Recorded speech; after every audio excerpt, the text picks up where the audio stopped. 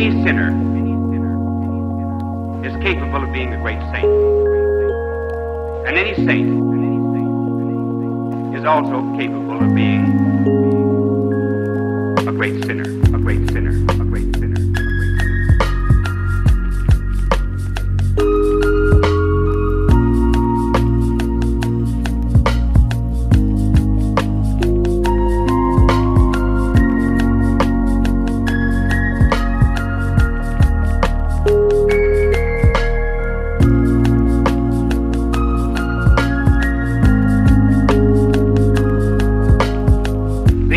Therefore, of character development is the realization of this power that there is in each and every one of us, for good and for evil, good and for evil, good and for evil, good and for evil. And the good Lord would have us lay hold of what is worst in ourselves. Do not think that people who have virtue and kindness and other great talents just came by these things naturally. They had to work at them very hard, at them very hard, at them very hard, at them very hard.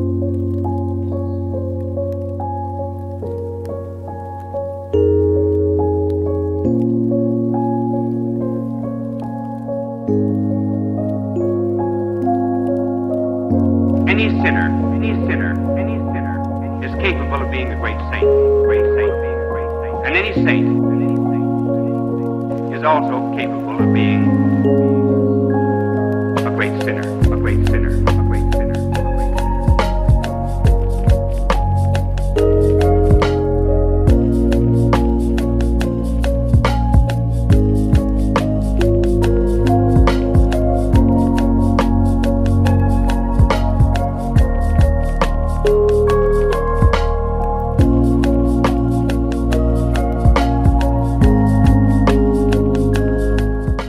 Here's my theory, and that is that long introductions on podcasts are like those long introductions on 90s movies that went for 10 minutes, and now you watch it, you're like, why the hell would you sit me through that many credits before the movie starts? So I don't like to do introductions. You don't like to do long introductions? Do you know what I mean? No, when I watch those movies from the 90s, it's so funny. It's just like, dun, dun, dun, dun, dun. And it's just only a name and then another name. People were just so much more patient back then. Yeah, or we were just used to it, and then someone's like, why are we doing this? And they took them out, and it's just way more interesting. Or they're telling a story immediately, and you've got the little names and the stuff like that right there in the side. I tried watching Raising Arizona last night. Yeah. It takes a lot for me to get into a movie. I'm bored very often. I tried watching the Citizen Kane stuff. I'm like, what is that? I heard of it, but I haven't... Citizen Kane is a film from 1941 starring Orson Welles. It's a fictional dramatization of William Randolph Hearst, this famous newspaper owner. It's widely regarded as the greatest movie of all time. It's not super exciting, but it was very innovative for its film work at the time. Do you like movies? Oh, yeah. What's something you've watched recently that you've loved? Recently that I loved?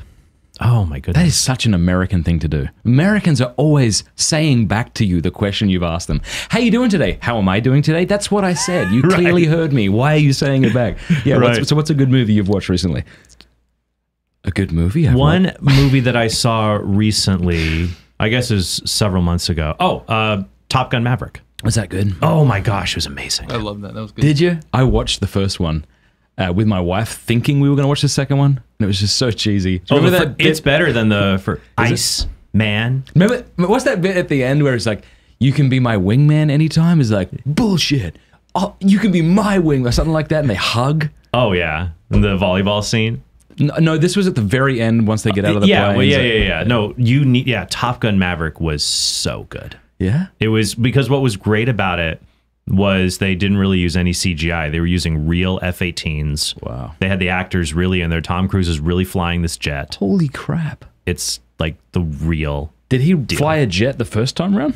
No, I don't think so. Did he learn how to fly a jet? But he learned how to fly a jet, yeah. Wow. He does all that stuff. So it's like, and it's a good storytelling. It's not woke. Yeah. It's just good. So Top Gun Maverick. That was really good. Do you think that Hollywood and Amazon and Netflix are going to wake up to the fact that their woke movies aren't selling, or do you think they're just going to keep doubling down? What's the trajectory? Trajectory. I don't know. I'm hoping that they'll learn from their mistakes. By the way, this is an awkward question. Okay. Did we already start? Yes. Okay. Wow, that's amazing. Yeah, isn't that great? That's what I'm talking about. The long introduction sucks. So we're live? Don't do it. We're live. Oh, people are watching. How many people are watching right now? Let me check. Here we go. Okay. We have over 200. Imagine if there was 200 people here right now sitting around. You could have said anything. Well, no, because you said something was BS, and I'm like, oh wow. I shouldn't have said that. I'm sorry. Okay, because at first I'm like, oh, maybe we're not live yet. And I'm like, nope, we're live. That's all good. But no, yeah. So I loved Top Gun Maverick because it was just solid storytelling, and there's a lot of CGI fatigue out there. Like you can tell. I mean, it's entertaining, but it's not really real. Like my heart was pounding during a lot of these dogfights in Top Gun Maverick because it's real. Yeah. And that's what we crave as human beings. We crave that which is real and authentic. And CGI can help. Like in the original Jurassic Park, that movie Sorry that still, there's a fly flying around your face. Let's acknowledge it. Yeah. Right. It's there. He's here.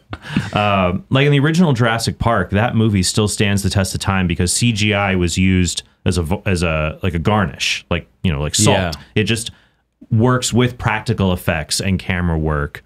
And now you can just try to do CGI with anything, and it's it's fake. But I just think really things that are really good stories. Another one would be Free Guy with Ryan Reynolds. I thought that was a really good. Never film. watched it. Yeah, it's just once again, it's about trying to have innovative storytelling, something that's not based on an existing intellectual property. Yeah, and just telling a good story without trying to bash you over the head with the message. What do you and Laura watch for fun? Like just shows? It depends what kind of mood we're in.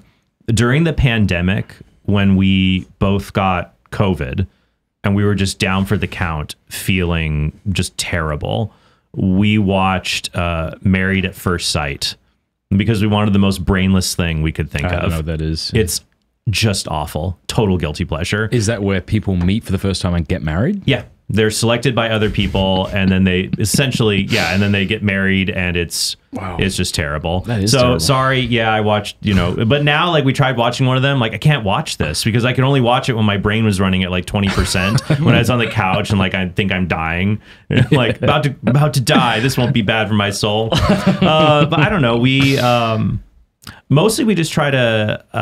I spent a lot of my youth instead of studying or doing things like that, reading articles and books I liked and watching a ton of movies and TV shows. So I'm always trying to catch Laura up on just classic movies that maybe she didn't watch, for example, or there were things like that. So that, or just like really good series that once again have really good storytelling to them. I like movies with a ton of dialogue. So I watched Argo. You're a Quentin Tarantino person.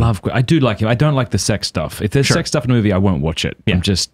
Same. We'll do the 90-second fast forward. We're like, just click the fast forward 4 times. I'm sure it'll be done. Yeah, that's why I love Top Gun Maverick. By the way, there's only one scene where the characters, they're about to engage in intimacy, and then it transitions immediately to pillow talk. And so there's nothing gratuitous. Yeah, sexual. That's great. Have you seen? I haven't. The latest Stranger Things. Are you interested in seeing it? I did not get on that bandwagon. Yeah. I watched a little bit of it, but some shows I see, others I catch up to them years down the line. But that's something that we do once we've gotten the kids down to bed. Finally, after they've come out, you know how it is with kids. 87 million times. There's always something that's important. I just need to tell you I love you. Go to bed. No, and then it's like they open the door. What? Will you pray with me? Well, now I feel bad. Yes, of course I will come pray with you. That is so true. It's like I already prayed with you. We're done. Why would I pray twice? Yeah. Oh my gosh. Well, yeah, it's just nice just to watch that, or documentaries or things like that. No, but you said that you're taking 3 weeks off in August. What are you doing for the?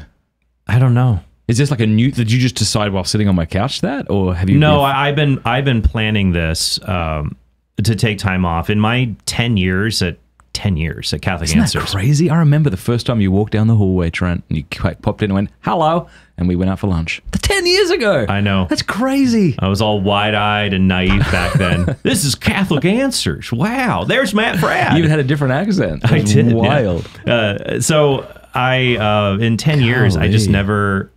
I don't know. I guess I've been doing a lot of Catholic Answers. So I've just always pedaled the accelerator. because I wanted to build up the kingdom. I want to do a lot to help people. I get addicted to writing books or now doing the podcast, and it's just so exciting. But you have to take some time for, personal inventory. So what I want to do is I just want to spend time with my wife and kids. Figure out just what are some personal goals. Focus on, I'm doing working out, some martial arts stuff. And then I've just got other fun projects that I might just totally random off the wall creative projects, like a fiction book. I also have thought about doing I have 2 ideas for superheroes that I'd love to do, like a parody comic book or See, this is film the problem. treatment. How do you make your time off in August not be more work? Because when I took my first August off of the internet, I just read Dostoevsky and ignored my family. It was great. Oh, I hated it. But if you're going to be writing these books... Only doing something that I feel like is filling up my cup, if you will. So for me, if I ever do something like a strict diet or a strict workout regimen or going offline, I have to have strict parameters, or else I just start falling back into old ways. Right. Are you like that? What I don't know. I mean, this will be a like? long, extended period for me. The problem is I love what I do, so it is refreshing to me. So it's like when I want to do something fun, I really do enjoy writing. Yeah. So I can see myself falling back into that, wanting to do that, but I'm going to take it aside so I can just expand my brain in different areas. So, all right, let me give you the pitch for, these are 2 superheroes I thought of. I want to hear them. All right. So the idea is that this is just a wacky, zany idea to make fun of superheroes. 2 people, some kind of radioactive lab experiment. One of them is a girl who gets joined with her iPod to become beatboxer, the world's greatest hand-to-hand fighter, but only when she hears music. That's awesome. So and like when she hears things with heavy bass, she can have concussive force fields, but without music, she can't do anything. What if she hears lo-fi? What would she do? Her fighting style changes based on the music. So like if it's more like classical or easygoing, it's kind of like swooping movements. Yeah. But if it's hard beat techno, it's more like quick fist pumps. So does she always walk around with a iPod or something? She needs something or a way to play music or to hear it. Maybe a cappella, she could do that if someone's singing. I don't know. The other guy is... and is this something that she learns as she goes, that different music allows her to fight differently? That's of course. So cool. And then her friend is this guy, and he becomes Babyface. Okay. He basically turns him into Ryan Reynolds. So if I make this as a movie, Ryan, consider the movie. And he instead of being joined with an iPod, he gets the powers of a baby. So so his strength is proportional like a baby's to his body, so he's stronger than most people. Like how when you try to like take things away from a 2-year-old, you're like, oh, let go already. They actually have kind of a strong strength proportion ratio. So he has stronger strength proportion ratio. He has suggestibility with women to get them to do what he wants because he's so cute. He has a sonic scream to disable people. He emits a radiation that makes other people tired and exhausted. Okay. That's really cool. Well, think about like how and when he can run very fast. Because when I spend time with kids, this is what goes in my mind. I was like, we have John Paul now, and he's going to be 2 soon. I'm like, the things you can do to make me tired and one up me. What if a superhero had your powers? Does he wear a diaper? Does he have control over his bladder? And that might be one of his weaknesses. I haven't worked out the weaknesses yet. You know what's really fun is to think of the best, worst superpower.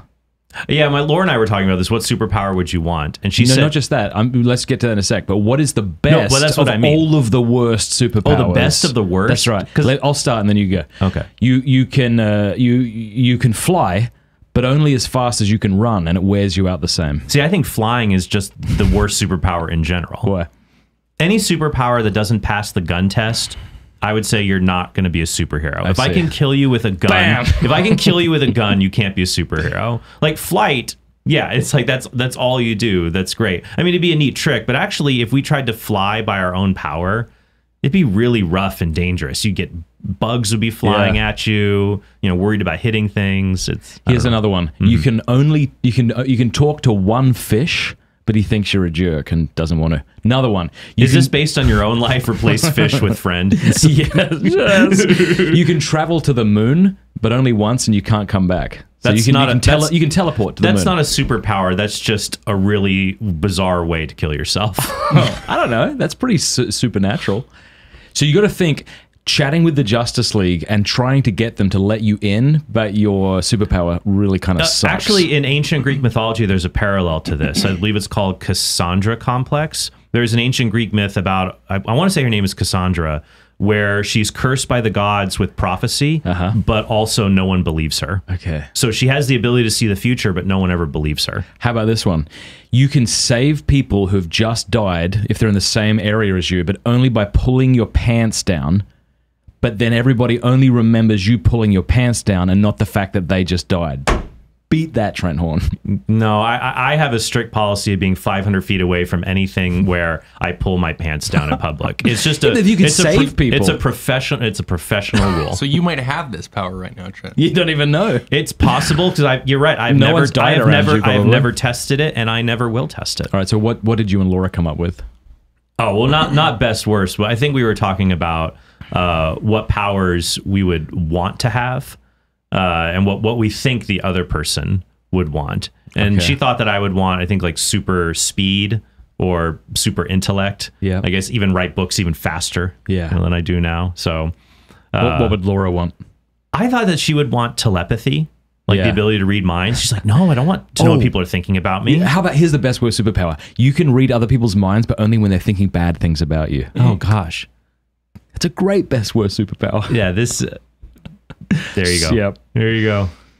Do you still read comic books? I know you were the one, you and Jimmy Akin got me into comic books back at Catholic Answers, and I liked them for quite a while, but now I try to find a new comic, a book, and it's usually filled with gay stuff and woke stuff, and I'm just like, I can't do it. Yeah, I was disheartened to see the new Marvel characters that were released.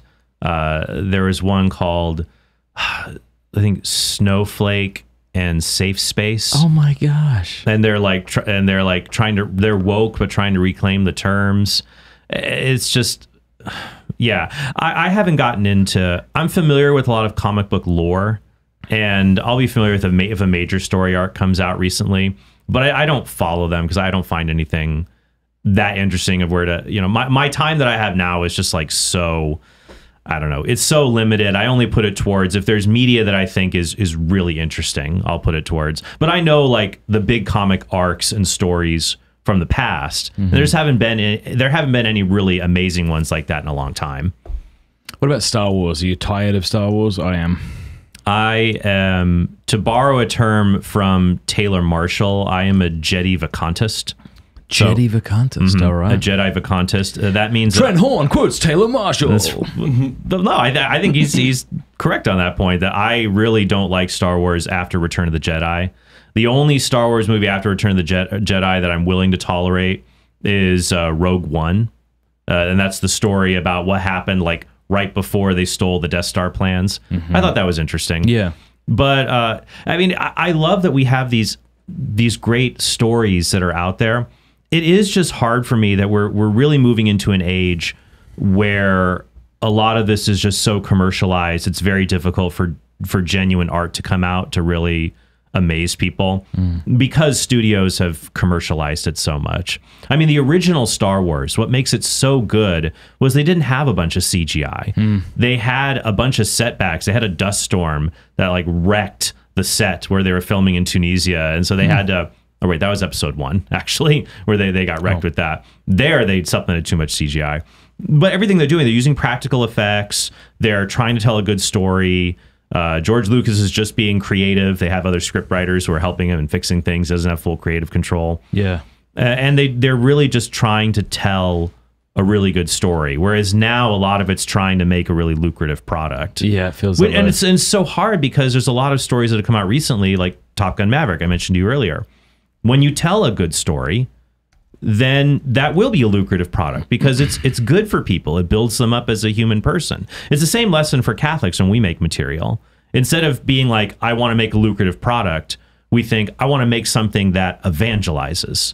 And that's what's first. And you think like that's good, but you really should lead with, I'm going to tell a really good story. I'm going to tell a really good story.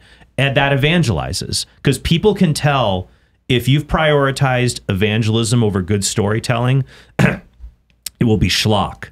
It'll be God's Not Dead. It'll be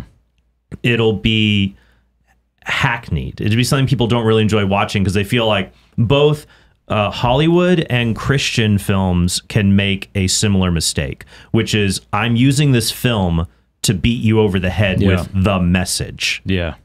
And people can spot that a mile away, whether it's woke Hollywood or the gospel, which the gospel is a good thing, but you have to present it to people in a way that wraps it in a good story. For example, I think the greatest depiction, one of the best depictions of the gospel in fiction and in media is Victor Hugo's novel Les Misérables, and its adaptation, which many people haven't read because it's a brick of a book. Yeah. But many people have seen the musical Les Mis, and Les Mis is one of my favorite musicals, and that's just. I agree. Have you've seen it? Yeah, I haven't seen it in a musical form, but I saw the recent one with Hugh Jackman and. Well, that is musical. Oh, I thought you meant like on Broadway or something. Oh, you mean live, like stage production? Yeah, sure. No, that was really great. Yeah, that I wept watching that. That do was yourself beautiful. a favor. Do yourself a favor though. Go online, get the 10th anniversary edition of Les Mis. Of the book or the no of the musical. Gosh, it was a live production. I'm not sure where it was, but it's just all of them on stage. Philip Quast is Javert. It's just amazing. Really? Absolutely. The 10th anniversary edition is my favorite. And it's a stage play that they filmed. Well, yeah, it's not even like, it's not like people are moving around. It's more like a concert, like everyone's standing and they have their microphones. But it just gives me shivers because Russell Crowe, he looks like Javert, but his singing was lack. I mean, you probably would have noticed that. I remember all the lashback he got, or backlash, not lashback, backlash he got from that. I felt so bad for the guy. But he wasn't great. And that's what's interesting is that in older Hollywood musicals, they're dubbed. And there's interesting. Yeah, and there is this weird code now where it has to be, it needs to be authentic. Yeah. I'm like, no, the older musicals just dubbed people. If it was, that was fine. Yeah. And so that's what they did on the newer Les Mis with Hugh Jackman and Russell Crowe and Anne Hathaway. But there's the 10th and 25th anniversary editions are good. I like the 10th. And yeah, it's just like that story about grace, redemption. Just in the very beginning when Valjean steals from the bishop and is going to go back to jail. And the bishop says, I've bought your life. To this silver I give to you. I've bought your life with a price. Now what are you going to do? That's what Christ has done for us. It's like, my mind's blown. And it's great. There's a similar, I've been thinking about C.S. Lewis and Tolkien lately, and I don't think that Lewis is preachy, but I do think he pushes the allegory too far. So I often find it. You mean like Narnia? Narnia. I'm about to read the space trilogy for August. That's what I've set myself. I'm really excited to get Narnia, into it. I think we can give him a little credit for that because it's a children's book. That's right. Yeah. And so if something is written for children, you're allowed to be, because actually, it was funny. I was driving home. I take Matt to Divine. The Hobbit is a children's book, and that wasn't. Yeah, though it was interesting when I was driving home with Matt from Divine, when we have Divine Liturgy during the week, which I love, we can do. So usually once a week they have it down in Irving, Texas. And so we'll drive about a half hour to go to that. And it's usually small, only about 5 people there. Nice. And so it's just an intimate setting. Just have Still the an hour and a half or what? Oh, yeah. Oh, but it's great. Yeah. And so we do that. We were driving home and he was asking me like, God, he said, Dad, why do you think the devil rebelled against God? Do you think it's because he was like, God just bosses people around and I don't want to have to do that. Like if God bosses people around, maybe he's not so good. And I said, well, yeah, Matt, maybe if he did do that, but do you think God is like that? Who do you think God is like? And we were talking about different examples, like what kind of a king is God like? And I said, well, actually, because he mentioned like a bad king from a film. And I said, well, maybe he's more like, I said, Matt, do you know who I think God is like in like a story? He said, like who? I said, he's like Aslan. He's like, yes, in Narnia. And I'm like, there you go. Yeah. And so I think when you have those good stories, it works. But yeah, I mean, the Narnia series, take it for what it is. But it is, I do wonder what has reached more people. This is a good question for David Bates over at Pints with Jack. What has reached more people to introduce them to Christianity, the Narnia series or Mere Christianity? And they're probably still Mere Christianity, but both have had a huge impact. That's why, I mean, I don't know, maybe when I'm on vacation, I had this fiction book I was working on. I stopped it like 5 years ago. but maybe I'll start I again. think you sent it to me. Did it begin in a math class or some sort of schoolroom? Yes, Yeah, that you was the sent me first. bits. That was I the liked first it. chapter. Will you be giving up your phone? Will you be giving up things, or are you just strictly going to distance yourself from work? I'm just gonna log out of email. Good for you. Although I'm one of those inbox ninjas. Are you? I'm not. I told Laura, I said, like, I'm really stressed out. I got 2 emails.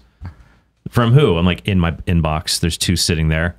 Got to make sure I deal with them. That's amazing. But yeah, and I'm just gonna log out, and and then just really. It's hard with little kids, right? Because the old adage is the days are long, but the years are short. Yeah, that's what I've is heard. the idea with kids. Yeah. It's like when you're especially like Laura is going to go visit her parents soon. And so just for the first time for like 3 days, I'm going to watch the kids by myself, which I'm going to try really hard to not turn it into just Pixar and Wendy's. Yeah. Because I'm like, I'm not used to this. And sometimes when you have little kids, sometimes it feels like, the day's really dragging on here. And you have to be careful though, because then all of a sudden they're 7, they're 10, they're 17, they're 25. But you said you've been taking Matthew to jiu-jitsu. Tell us about that. How did you get started? But that's one thing is I think to find those activities that are wholesome that you can do together. Totally. And that's what you want to with him. And especially like I have 3 boys. It's so funny for Laura because she grew up with only sisters. So she doesn't quite. She's like, do boys do this? I'm like, yeah, we do. Like the fighting. Yeah. Like just wanting to wrestle and fight.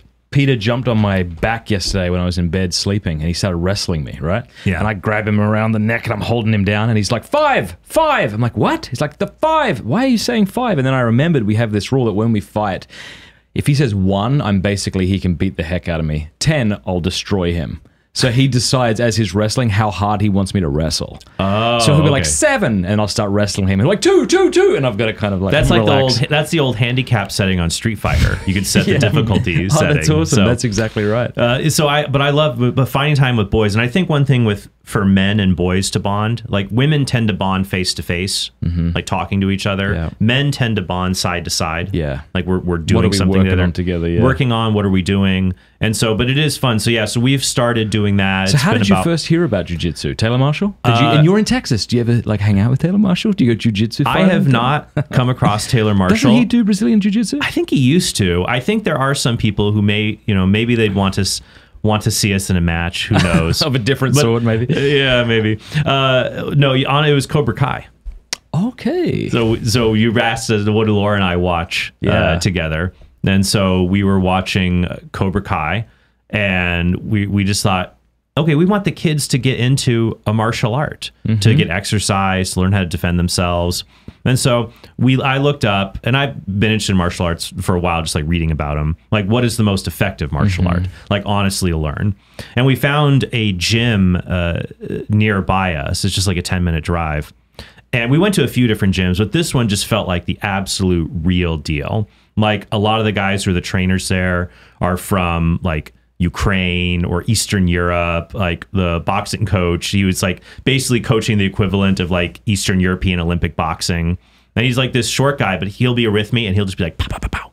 I'm like, man, you're like, you're like 50 or 60, but like you still got moves like lightning just to show stuff. And a lot of the classes, the kid class at the same time as the adult class. And so we go and practice and learn. And then Matthew, he just loves the most. So he'll go like, okay, let's try this later. So we'll do a mixture of Muay Thai and Jiu-Jitsu. So when you said you looked into what was the most effective martial art, what did you settle on? I would say honestly, probably Brazil. Well, it's effective. Like when you're out there, if you have to like be in a real fight with people, I think you need like a combination of kickboxing or Muay Thai kickboxing, but especially Brazilian Jiu-Jitsu. Is that what you're doing, those two things? Mm-hmm. Yeah. That's amazing that you started doing both of them. Yeah. So how many times a week are you going? Well, this is a topic of discussion in the Horn household, how often I can go. I remember many years, like a year ago, Laura said, you should get a hobby. I'm like, but I love being home with the kids and I love writing. Like my hobby is just I'm writing another book for Catholic Answers. You really need to have a hobby. And then Laura makes a joke, like what wives would say. It's like, you need a hobby, but one that doesn't cost money and one where you're not leaving the house and I have to watch the kids. Like, okay, so limited options. And so, but it works that for a lot of them, I can actually take the kids. So they do a class and I do a class. That's cool. So I'm doing this. And then if the kids go, it's usually maybe like 3 or 4 nights. They Wow. also have it during the day, though. That's So there's a a lot. small jiu-jitsu class during the day. And I might go, and there's only like 3 or 4 other people.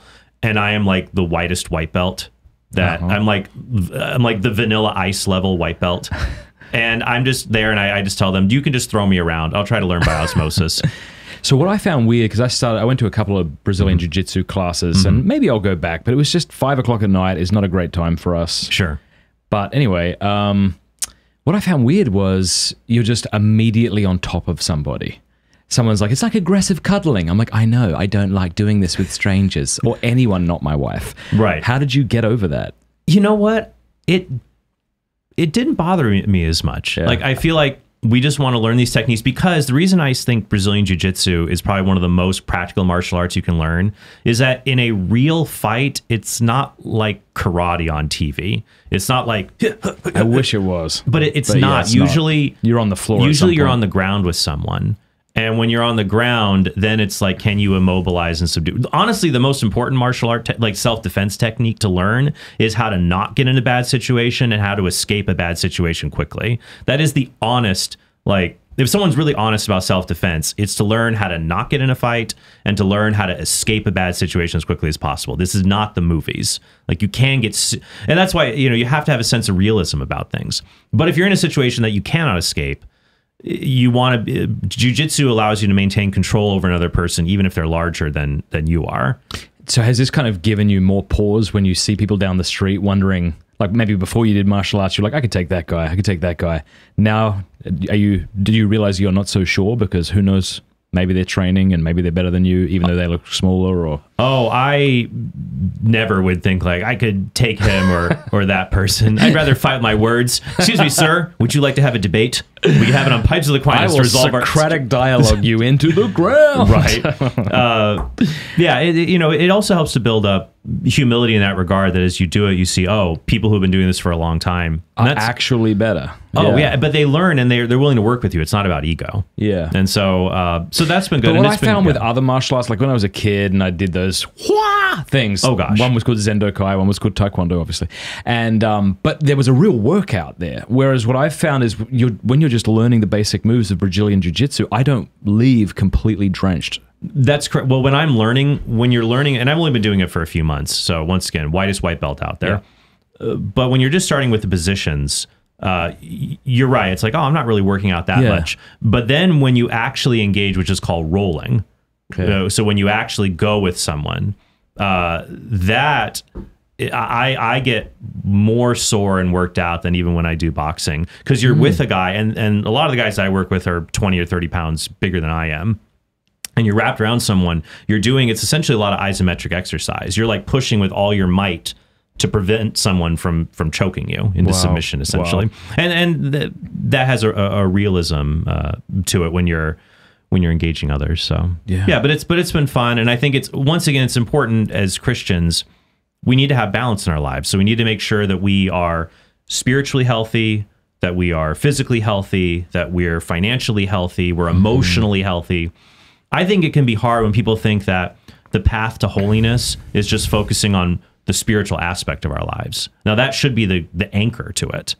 But there's a lot of people that get kooky if they focus so much on their spiritual health that then it's the same as someone who only focuses on their physical health and they turn into a musclehead and they're not praying and they're not going to mass. They're dysfunctional.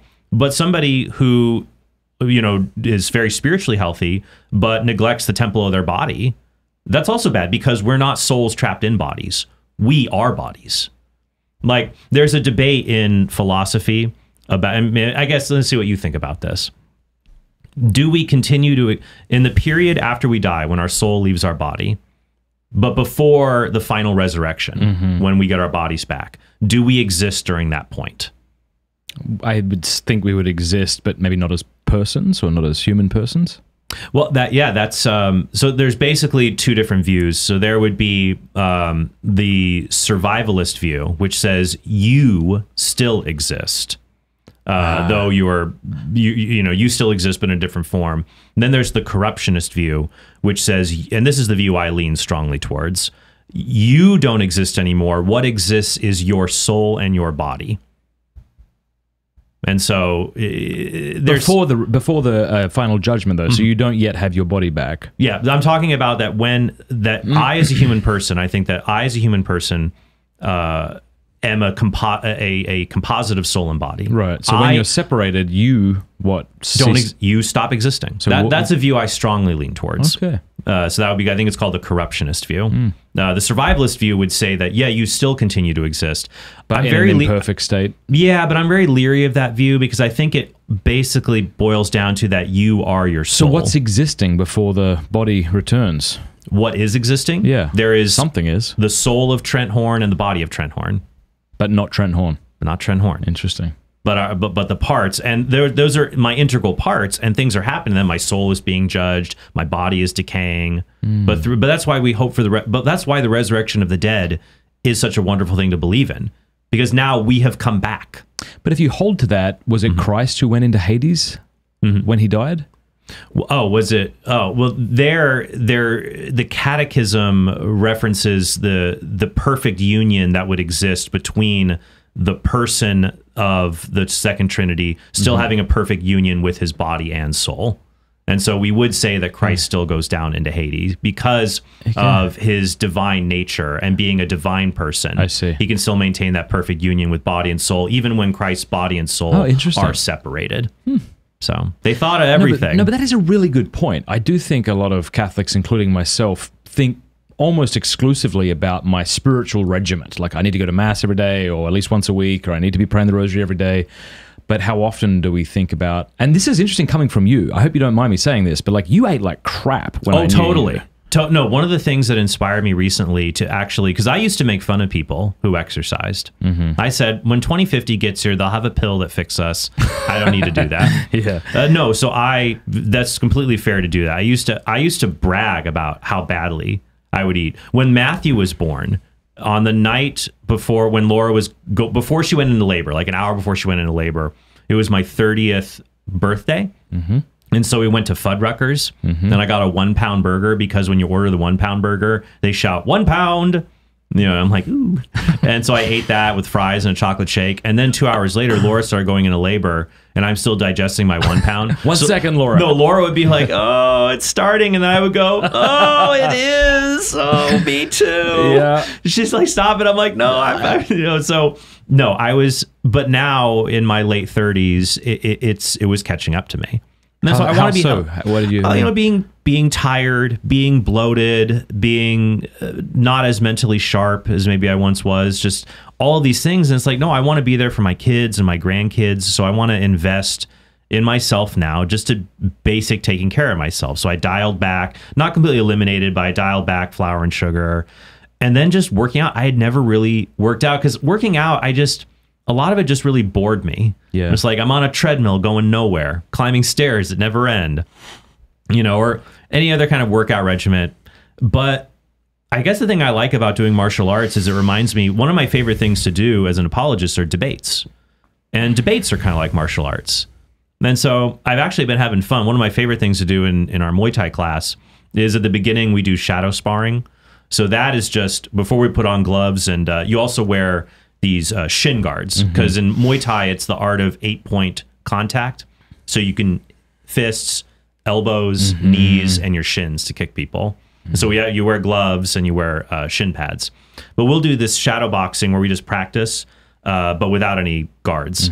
And some of the guys get a little over exuberant, and we end up making like contact with each other. So I'll come home and it's just like covered in like bruises. Laura told me, you need to get an MMA shirt, because people will think that I beat you at home. That way people know you got it from MMA. But like doing it when you're engaging with someone, I'm thinking, okay, if they throw this, they'll leave themselves open to this, so I could throw that. And I'm like, oh, that's kind of what I think of in my head when I'm doing a debate. That's nice. Like, they're going to advance this argument, but here's the weakness with that, and here's where I can move in if that's deployed, or if this is. And so it's, I don't know. So so for me as an apologist, they kind of complement each other. Do you tend to get into things only to abandon them soon after? Like, oh no, I'm in like it to your win. friend Matt Fradd. I'm in it to win it. Yeah. So you'll be here for long term. 100% melancholic. In 10 years, I'll be a black belt. I'll come and we'll do a demonstration here. Oh, dear God. Probably not. That takes like a long time. And I don't have, and that you have to do multiple hours every day. This is just to keep me healthy. But no, it's funny with Laura and I, because Laura is super sanguine, extroverted, might not be as keen as hanging on to things. I know you always say that you're the female Laura. Yeah, usually when Trent talks to me about his wife, I'm like, I know, I get your wife. I am the male version of your wife. Except what's funny is I'm melancholic, choleric. So I'm not really sanguine like your wife. I don't know, but she is just bubbly, sanguine. She's a bit, I hope this doesn't sound too bad, because I think I'm like this sometimes. A little flighty. Oh gosh, was that too much? No, I think. Well, let's see. I'll text Laura and kind of tortures herself. You can text her. No. Kind of tortures herself if she does stuff wrong. You should. That'd be amazing. No. Laura, in fact, told me when we first got married. I'm like she would worry about like committing to things, and one of the things she said was, "I'm so glad I got married. It's something I can't bail on." No, that's true. And she's like, I bail on almost everything, and my wife's the only person who's been able to hold my attention this long. She's so funny. She said, "I think one reason I married you, Trent, was that there were these guys, because I'm forward and melancholic." She's like, "There were these guys who would call me, and then I just forgot to call them back. I was like, oh, I forgot to call you back, and you told me." Hey, can you please call me back? I texted you, but I didn't hear from you, and I was just more forward about it. And so, for better or for worse, now she's stuck with me. But as a melancholic though, when I do, here's our decision with Laura and I. Here's our decision making. Laura will immediately say, "That's a great idea. Let's do it." And then down the line, "Oh, I really don't think we should have done that." But then for me, so she's more impulsive, whereas you take the time to reflect. But she'll also bring a lot of joy when we go into things and she's more open-minded to give things a chance, whereas I might be more pessimistic. So she has a benefit there that she's more open-minded. So she has a greater generosity in that respect. But then there can be a danger of, well, we overcommitted ourselves. Whereas me, my downside is I could be more closed-minded. No, I don't want to. But then I'll think, okay, let me deliberate. We're done. We're going to do it. We're committed. And then you're set. And you're going to change your mind. We're going through with this. And so and that's a very melancholic tendency. For people who aren't familiar, that's the 4 temperaments. Choleric, melancholic, based on the old idea, the humors in the body. The choleric is my wife is the absolute textbook choleric. Choleric is the take charge. Kill each other. Yeah, is the take charge individual who wants to. They're natural leaders. They're the CEOs. Melancholic is very introverted, analytical. They're the research oriented person. Sanguine is the extroverted, bubbly, life of the party. And then the phlegmatic is they can get along with anybody. They're peaceful, calm. If you have a problem with them, it's your problem. So what's funny about my wife is she said, you know how when you walk into a room and you assess who's in charge, and if no one really is, like you kind of you take that role? I'm like, no, I do not know at all what you're talking about. Textbook choleric move. So the relationship we have, and I love the balance that I have, and I think that's also something else to take into account. So going back to, as Christians, how do we live healthy lives? To have a spirituality, but I also think, spiritual health, physical health, financial health, emotional health. Like you can be a very, and what I love about our faith is that holy people can be very different. I think it's dangerous when people think that to be holy, you have to look like Padre Pio. You have to have a certain personality. Yes. Like even when you look, like I love in scripture or among the fathers of the saints. I mean, Saint Jerome and Saint Therese of Lisieux are both saints, but they do not have the same temperament. No. Saint Peter and Saint Paul are friends that could come to blows because they're both holy, but they had very different temperaments. When I read the Bible, well, Paul was the confirmation name I chose when I was baptized. Because I read his conversion story over and over again.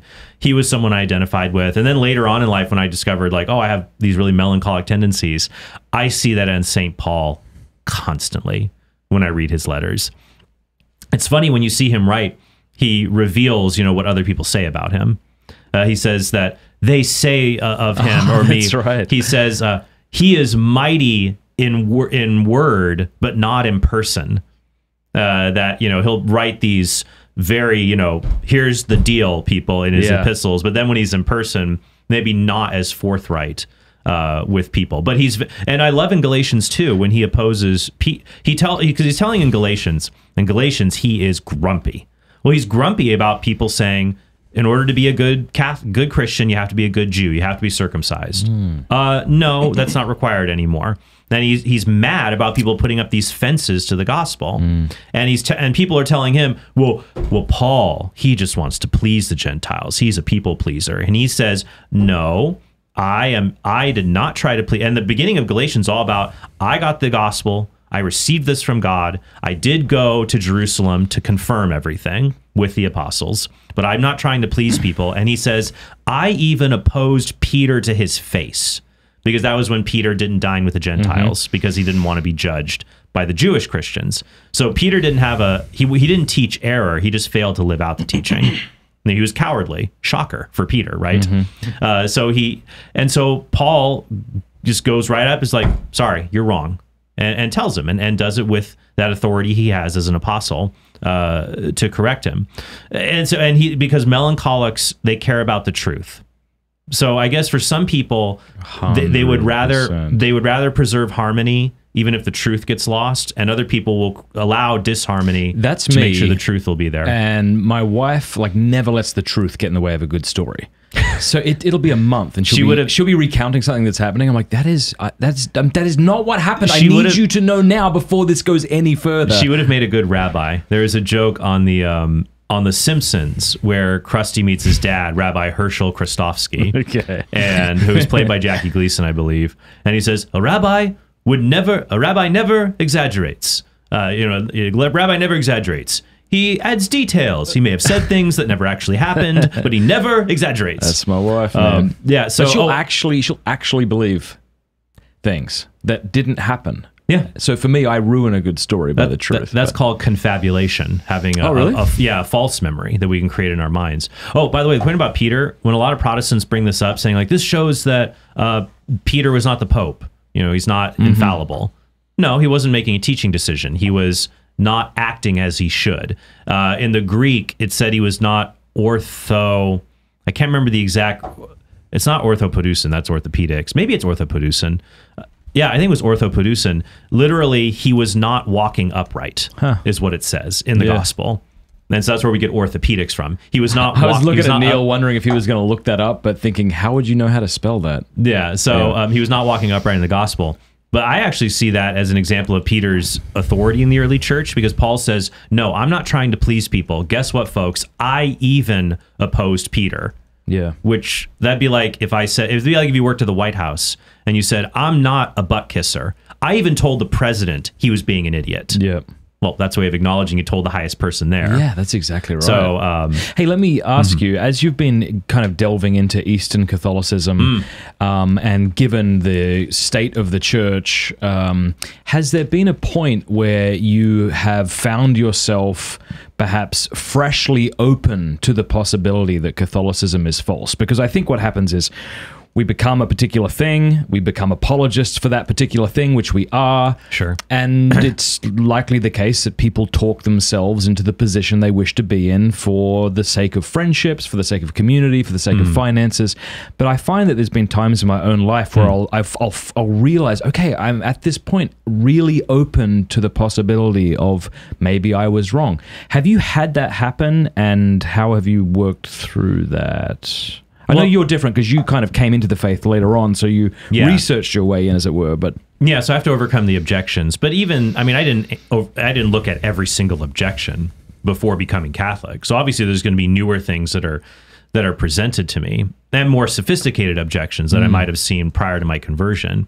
But in looking through them, nothing that's really shaken my faith. Though it's funny is I actually explore this a little bit in my newest book that's coming out this month. That's coming out in August. It's called Devil's Advocate: Confronting My Inner Anti-Catholic. Oh, wow. Oh, is it a Socratic back and forth? Or it is. Oh, that's wonderful. It's Socratic, and it's me talking to my inner skeptic. So it's one of those dialogue books, but I tried to give the inner skeptic as much ammunition as possible. Oh, I'd love to read it. So he's not like a pushover. Yeah. And we have a fun back and forth. And in that book, I actually do talk about the elements of the faith that I think are like linchpins, that are these difficult points, and how I work through that. So I talk about, I talk a little bit about the problem of evil and hell. Well, I do talk about the papacy. Like, what if, one thing, and this is actually, I think, one of C.S. Lewis's concerns. If I'm Catholic, like, it seems like one of the benefits of Protestantism is that the only thing you have to defend is the Bible, and it's a fixed, known quantity. But with Catholicism, the things you have to defend continue to grow, right? There's encyclicals, ecumenical councils, dogmatic constitutions, papal definitions of things like the bodily assumption of Mary. And so the idea is that, well, what if in the future the Pope officially dogmatically defines a heresy? Well, then it's game over, right? I can't be Catholic anymore. And so, thinking like it's risky to be Catholic, that we have this gamble, like there's more and more things to be falsified. Or you have to talk yourself into believing this false thing. Like, that's probably some of the objections that come our way too, where it's like, okay, she wasn't immaculately conceived, but now that your Pope has said this, you're going to have to find a way to justify this and to reconcile it so you don't get kicked out. That's terrifying too. Yeah, and that would be almost like a little bit of, I don't know if that's backward looking or not, but your idea is that, yeah, something will be defined that, I then have to justify. Yeah, what if with the Bible, it's like, okay, here's the list of possible errors. We can go through all of them. With Catholicism, the list of possible errors continues to grow. Yeah. And so I confront that with my inner skeptic, like, oh, should I, isn't it better to be Protestant? And I would say, well, no, because think about this. People will say, what if we discover in the future a letter from the apostles saying they recanted, and they didn't actually believe this under persecution, or we found a bone box that said Jesus of Nazareth, or son of Joseph, something like that. And people will say, would you not believe in Christianity if you found some of these things? And I thought, I'm not sure. But if I'm but if a Protestant is convicted by the Holy Spirit that Christ rose from the dead and the Bible is true, then he just knows that these hypotheticals will never happen. That since he knows Christ rose from the dead, he knows no such bone box will ever be found, or at least one that definitely is Jesus's. There might be a hoax one, or there won't be a genuine recanting from the apostles. That the Holy Spirit gives him confidence these contradictions will not come up in the future. But likewise, if the church is divinely instituted and guided by the Holy Spirit, then these contradictions and, let's say, papal infallibility will not happen in the future. So my confidence about what will happen in the future is rooted about what has already happened in the past. But there are more linchpins in Catholicism than Protestantism, wouldn't you say? Because you give two possibilities for Protestantism, whereas there's, potentially almost not infinite, but there's more because the more declarations you make, the more that. Think about this, because we share with Protestants all the Bible difficulties, right? Like we both have to figure out how do we answer these things. But I sometimes find, and this will come up in another book that's going to come out in a year, and I'm giving this talk at Steubenville, now. This weekend, great. Called "When Protestants Argue Like Atheists." This is a series I've done. This is brilliant. I've heard you do this recently, and I thought it was wonderful. Yeah, you've got a great ability to take complex things and make them so stupidly simple that we all wonder why we hadn't thought of this yet. Or we think, how come someone hasn't addressed this somewhere? Maybe they have. I don't know. Stupid like a fox. Homer Simpson. No, I watched your interview with Cameron Bertuzzi, and you addressed this. So feel free to lay it out for us. I was going to say that I've noticed that sometimes when Protestants are presented with alleged... Stupid like a fox. Keep going. Right. Well, like alleged... they say, Homer, this seems really stupid. Stupid like a fox. Back from, I think, season 2 through 9, the only good Simpsons. I've noticed that when Protestants are presented with difficulties in the Bible, they'll be very generous to the Bible. They'll say, oh, well, there's all of this cultural context we don't understand. There could be textual errors. There's allegory. This is a non-literal reading of the text. And they're willing to explore, and they'll put a lot of effort into exploring all the possible ways of resolving a Bible difficulty. But when they find a difficulty in the deuterocanonical books like Tobit, that's proof it's not inspired. Or if you read a Vatican I, when it says that in every age it's known that Peter was the vicar of Christ, that Peter received this authority from Jesus. Oh, but what about these church fathers in this period? They don't say anything about that. Oh, see, Vatican I is false, therefore Catholicism is false. Well, wait a minute. Dial back. Genesis 1:6 talks about a firmament, a hammered out dome that keeps water above us, which is from a Hebrew cosmology that's false. But that's not an error in Scripture, because the Bible's not asserting scientific truths about the way the world works. Cardinal Caesar Baronius once said, the Bible teaches us how to go to heaven, not how the heavens go. And so, when I see this, like, they'll pick up magisterial texts or the Deuterocanon and find, there's a problem right there. Boom, it's false.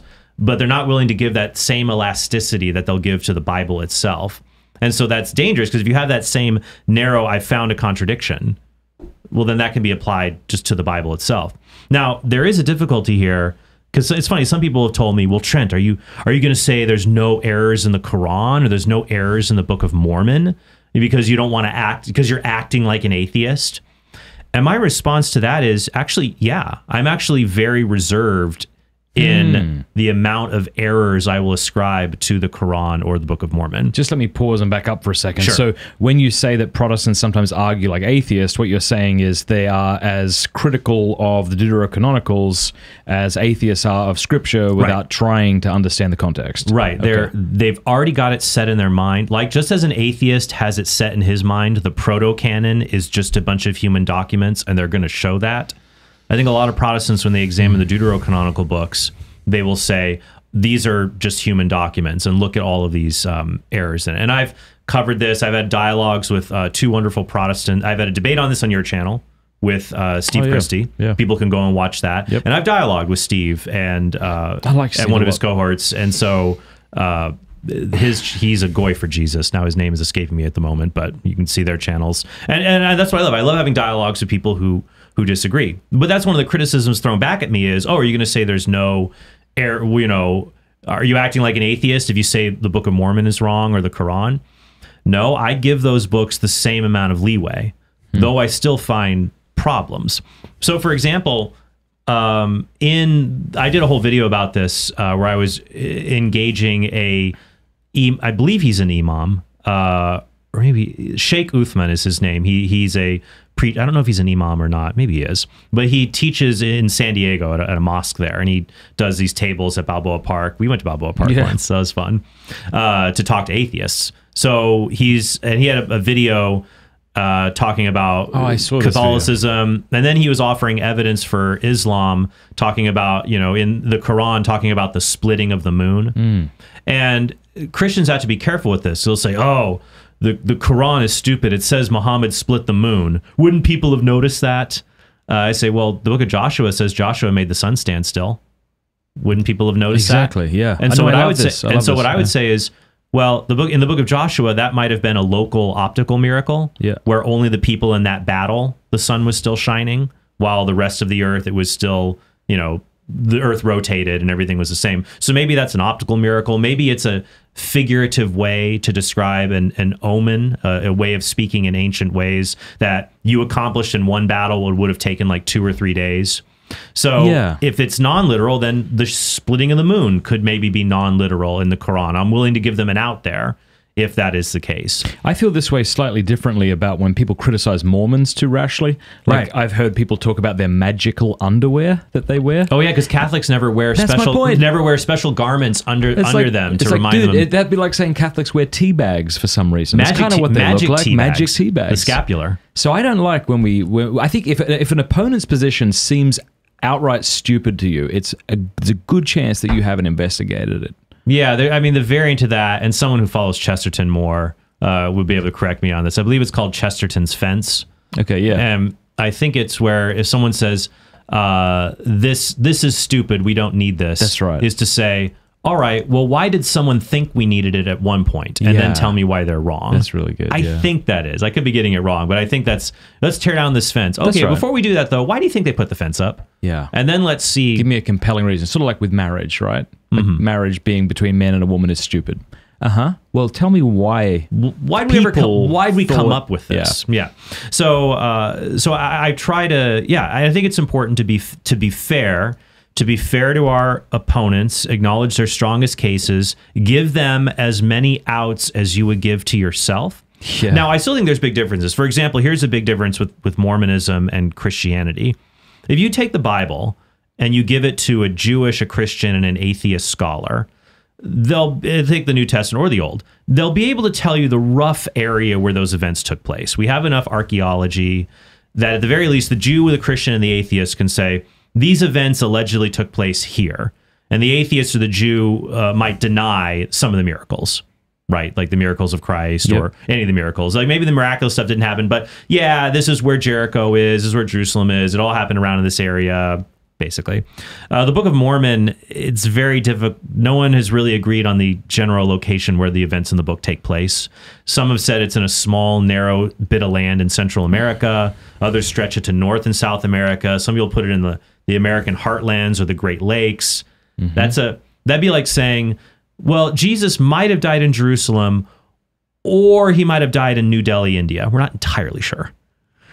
So for me, that's a big difference there. But I think it's important to assess the cases fairly. But even in doing that, I still go back to the original question from a while ago. Yeah. I still think the preponderance of the evidence on the whole is greater for Catholicism. And you've felt that way even as you've examined Orthodox claims and objections, more sophisticated objections to the papacy. And of course it's always easier to be inclined to accept a faith that is very close to yours, because we in the Orthodox, we agree on so many things. What could be the things that we disagree on? But I still think that there are a lot of key differences there that would keep me from orthodoxy. I think that the office of the papacy provides a very important unity to the church. Could you give me an example of what the Pope could do that would invalidate Catholicism? Well, I don't know. If he reversed Munis Vidtissimus Deus, or the bull on the Immaculate Conception, and just said, never mind, if he just reversed something that was definitively defined as being infallible. He's a bad pope, or he's a heretic? So that would be the case, and that gets into a little bit from who am I thinking of around the Counter-Reformation, who's Cardinal Bell. I'm having a brain fart here. I don't know. The people in the comments probably all like chatting it down real fast here. Neil will let us know. That how to, what can the Pope be a heretic? Yeah. And what would happen with it? He would be automatically deposed. So I guess it's always hard, like the hypotheticals, like what would it take to convince you that this is false? Because I think that's a reasonable objection, though, from Protestants, because we keep saying things like, well, he's not speaking ex cathedra, he's giving a talk on an aeroplane. But then I think the Protestant would rightly say, okay, give me any example where the Pope would do X, Y, or Z, and that's enough for me. Or maybe an ecumenical council of directly contradicting in a solemn definition. There, it's not just the Pope, it'd be all the bishops in the world. That just seems so unlikely to happen. Well, but once again, it's fair. Then you can ask someone who's Protestant, all right, well, what would make you not be Christian? And then two, what would falsify Protestantism? They're saying Bellarmine? Bellarmine, of course. Cardinal Bellarmine. Bellarmine. Thank you. Yeah, but this I don't want to go to the Protestants too quickly, because that feels like the tu quoque fallacy almost. Like, stick with us for a moment before it's fine. All I would say is that if their concern is you've only identified a narrow set of circumstances that are highly unlikely that would falsify Catholicism, then I would say, well, if that is a problem, why aren't you concerned you have the same thing as well? And so it's not tu quoque. Tu quoque would be, I know this is bad, but you do it too. Yeah. My point is, this is not bad, and you should agree because you do it too. I see. So it's not tu quoque. It's merely saying, I don't think this is a problem, and neither should you, because you have the same thing. Okay. And so it shouldn't be problematic in that respect. What do you see happening over the next 50 years in Catholicism? We don't have to go here if you don't want to. No, but no. I fully expect that the next pope Let's will talk. be, You want to talk about liturgy wars? You want to talk about Yeah. trad stuff? Kind of. I fully expect the next pope to be worse than Francis, and I expect this splintering and galvanizing to continue. I mean, that's just, I am a prophet, so I'm correct. Right. I don't. But it's been scary. It's been turbulent. You remember like 10 years ago when we'd be up on stage or leading Bible studies with people and it all felt like we were all on the same team? Whereas now increasingly it feels like people are retreating to corners. I wonder though, I don't know if it has gotten worse or only if our knowledge of things has increased and that perception. Yeah. Like happened. it was always that bad. There were always people who said, look at the terrible thing John Paul II did. It was very scandalous at the prayer gathering at Assisi in 1986, for example. It was, yeah. Or even things Benedict had said. But prior to the age of social media, it's out there like, oh yeah, Assisi. Or just something happened but we're, Or you have a personal opinion about it having seen a photo, but then there's no one to really gripe about it with. Right, but you're not suddenly sitting in front of a box and seeing all these other people saying how terrible this is. I see, yeah. And you're like, oh. And then you went back to playing Pogs or eating Otter Pops. That's what I did in 1992. Yeah. I wasn't at World Youth Day. I was playing Pogs. Right. So I don't... That's a good point. So I think that because, you look through church... Like for me, like in study of church history, there have been just some doozies. There was a time when the Arians basically controlled the Eastern bishops and empire. So, it was... You have the pornocracy of the 10th century. But I'm not going to paint it rosy. There's things that are definitely... Here's what's funny. There's things that are confusing now. Like I'm working... I think it's the third book I'm going to mention. I actually have a podcast coming out called My Next 6 Books. 3 of them are written. Okay. And the fourth is 70% done. So then it's just the last 2. I want to write a book on progressive Catholicism called Confusion in the Kingdom. Mm-hmm. And that's what I think happens, like with Father James Martin and others that I'll read in some of these more progressive Catholic articles. They don't outright dissent, but they create all this confusion about the teachings. The thing that I think is sad, because I did my review, if you saw on my podcast, I reviewed Father Martin's new documentary about him and building a bridge and all of that. What I think is sad, honestly, is like this confusion that makes it seem like the church will change its teaching on homosexuality. And you could say, like, from your perspective, the church is getting so bad. Look at these priests that have the rainbow flag on the altar and, the LGBT ministry, and look at all this stuff. I'm like, yeah. And so there's people on the far, far left or dissenters like, oh, it's a new springtime coming soon for the church. And then the CDF releases a document that Pope Francis approved saying you cannot bless same-sex unions. The church can't bless sin. And so I'm like, all right. Let me back up a little bit there. I know that the people who are involved, we must be pastoral to engage other people. My excitement at that is having a clear designation of what the church teaches so that we can then explore how to reach out to people that think the teaching is a pile of crap. But we need to have a clear understanding of what the teaching is so we can minister to people and be pastoral towards them. Yeah. Not just being if you're pastoral but you don't know what teaching you're defending, it's very easy to just accommodate sin or promote error.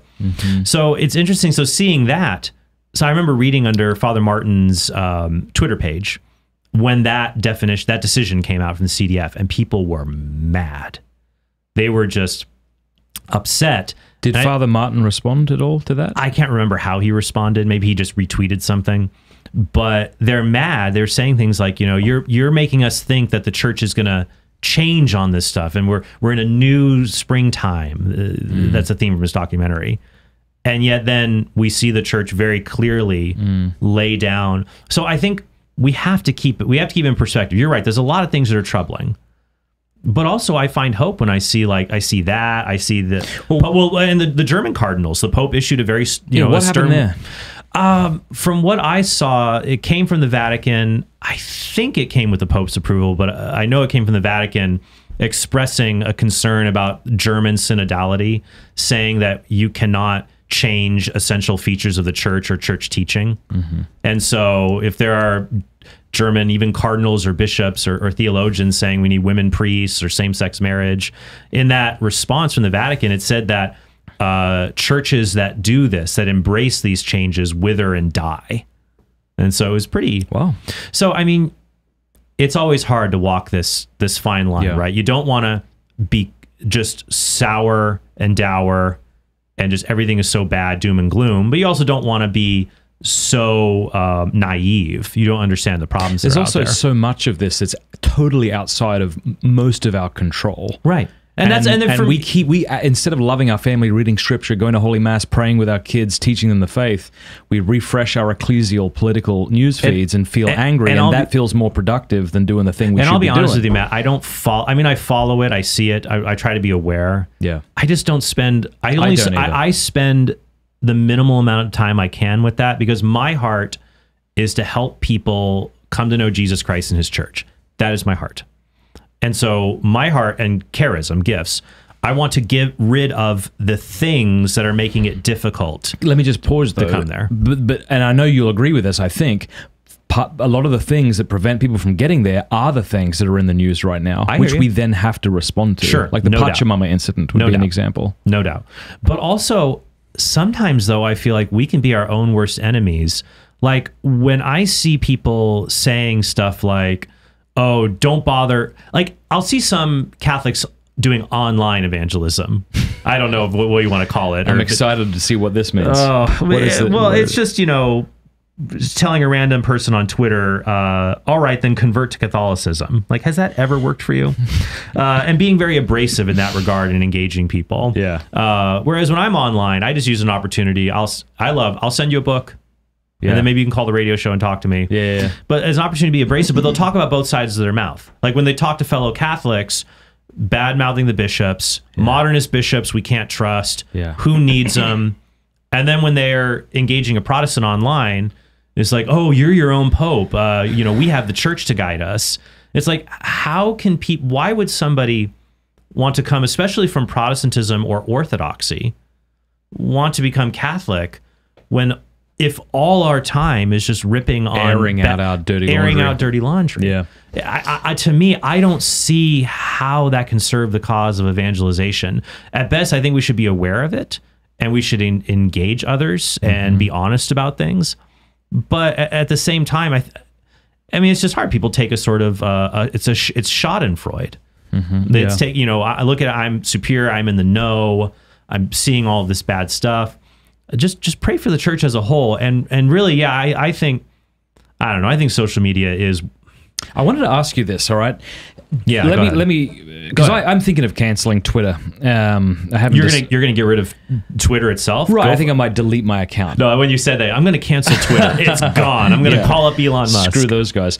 No, here's a question for you. Can you think of any potential social media? Maybe it doesn't exist now, but maybe it'll be in the future, that wouldn't be worth a Catholic going on. Would not be? Yeah, and I don't mean because it's necessarily intrinsically evil, so I guess anyone could go on something that's not intrinsically evil, but can you envision it's not worth a social media that just is not worth your time going on? Maybe it's now, maybe it's... I think in general,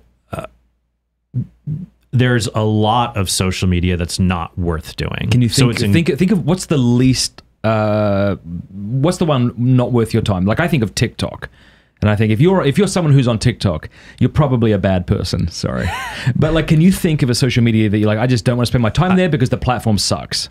I got a call. It's from that's weird. It's from the Chinese country code. So weird. Calling me right now. Hello? All right. So like right now I'm on TikTok because Neil and others upload my shorts to there. Yeah. But I hate myself for being on TikTok and want to cancel that or have them delete me. Well, there's a difference when you say being on TikTok, like your content is there, or you spend time there. Never. No, I don't suck. But so I think we could say there are less helpful social media platforms. I don't know. Like YouTube, seems to me, difference there. Can be used in a way that's beneficial to you in a way that TikTok can't. Like there's a difference. For example, I think it's great when mine and yours content is on social media. But us being on social media is different. I ignore my kids. I ignore my wife. But aren't we just fueling a platform so that others can get addicted to it? Hang on, let me just ask the question again. Do you agree that some social media is better than other social media? Yeah, I think... And what would be an example of one that's better than another? I think that... Remember Livejournal? You were never on Livejournal. That was in the early 2000s. That was actually bad. That was it was diaries that people could read, and people would vent all their stuff. But at least you wrote a lot. I think Facebook can be better than Twitter. Here's where I think social media gets bad. Okay, it gets worse as it truncates human interaction. Okay, so for example, what makes Twitter very stressful is you only have 280 characters per tweet to respond. So it incentivizes you to be very blunt with people. Because normally, if I was to talk with someone, I would preface things. I would acknowledge agreement. In a normal conversation, there's no one telling me, "Oh, you're out of words now." I can use as many words as I want to engage you. That makes sense to me. But when I'm restricted with my words, I might think the less essential words I'm going to get rid of, but they actually are essential. They're to keep me from sounding like a jerk. Yeah. It's like I'm just going to communicate the information content. Yes. Convert to Catholicism. Yes. But I need everything else to communicate to a whole person. So I think social media that starts to truncate things. I like that. Because I've had that in my head, right? That Facebook seems better than Twitter, but I can't tell why. I'm not saying Facebook's good. But you can write a whole post and explain something. Yeah. And it's not in a big thread either. And you don't have a thread where everybody can reply to every part of the thread. You just have, here's my thing, and one little comment. Yeah. And so it allows you to better articulate yourself and your position. And I think it's less likely for everyone to dogpile on you, to retweet and quote, to say, look at this idiot. Yeah. I think Twitter is it's designed to be addictive like a video game. So I hear you. But for me, and I said this the other day on Twitter, at the very minimum, I would stay on social media, but I would no longer post. Because I'll tell you one thing that's great about Twitter. I love going online on a Twitter and I will search words like becoming Catholic or convert Catholic. That's neat, yeah. So I search that. And then people tag me sometimes when they come across these things. And I've asked people to, and go ahead, if you see this, by the way, on social media, tag me. Where they come across someone who says, hey, y'all, I think I'm going to do it. I'm thinking of becoming Catholic. I don't know where to start. Or I'm really doubting atheism, but I don't know what book to read. And then I'll jump in there and I'll direct message that person. Hey, can I get your email? I'll send you my book. And I hope that it's helpful for you.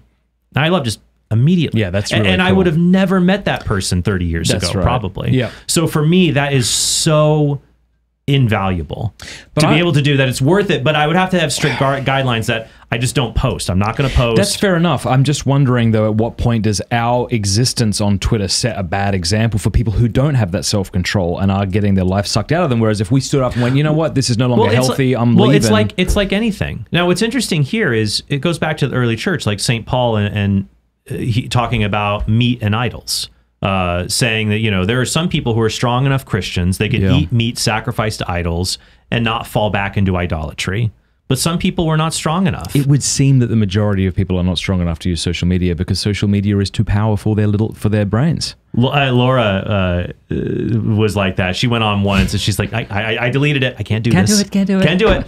So the anxiety is through the roof. But that's the thing. It's just like anything. Some people can't have alcohol. Neil, are you on social media? Yeah. What do you like the most and what do you hate the most? Well, okay. And what are you under so people can go follow you so you'll feel important? That's okay. I like, let's see. I think that the stuff that kind of makes me laugh the most, I see on Twitter. Yeah. So I don't really use it for so much, I'm on Catholic Twitter and plugged into that. What do people mean by Catholic Twitter? So there's just a certain number of... I don't even know. So if you can imagine the Daily Wire type, they would follow everybody from Daily Wire and have a list of people who they would be in their feed and then responses and things like that. Yeah. That would kind of be like the Daily Wire Twitter or that group Twitter. So people have similar follows and preferences.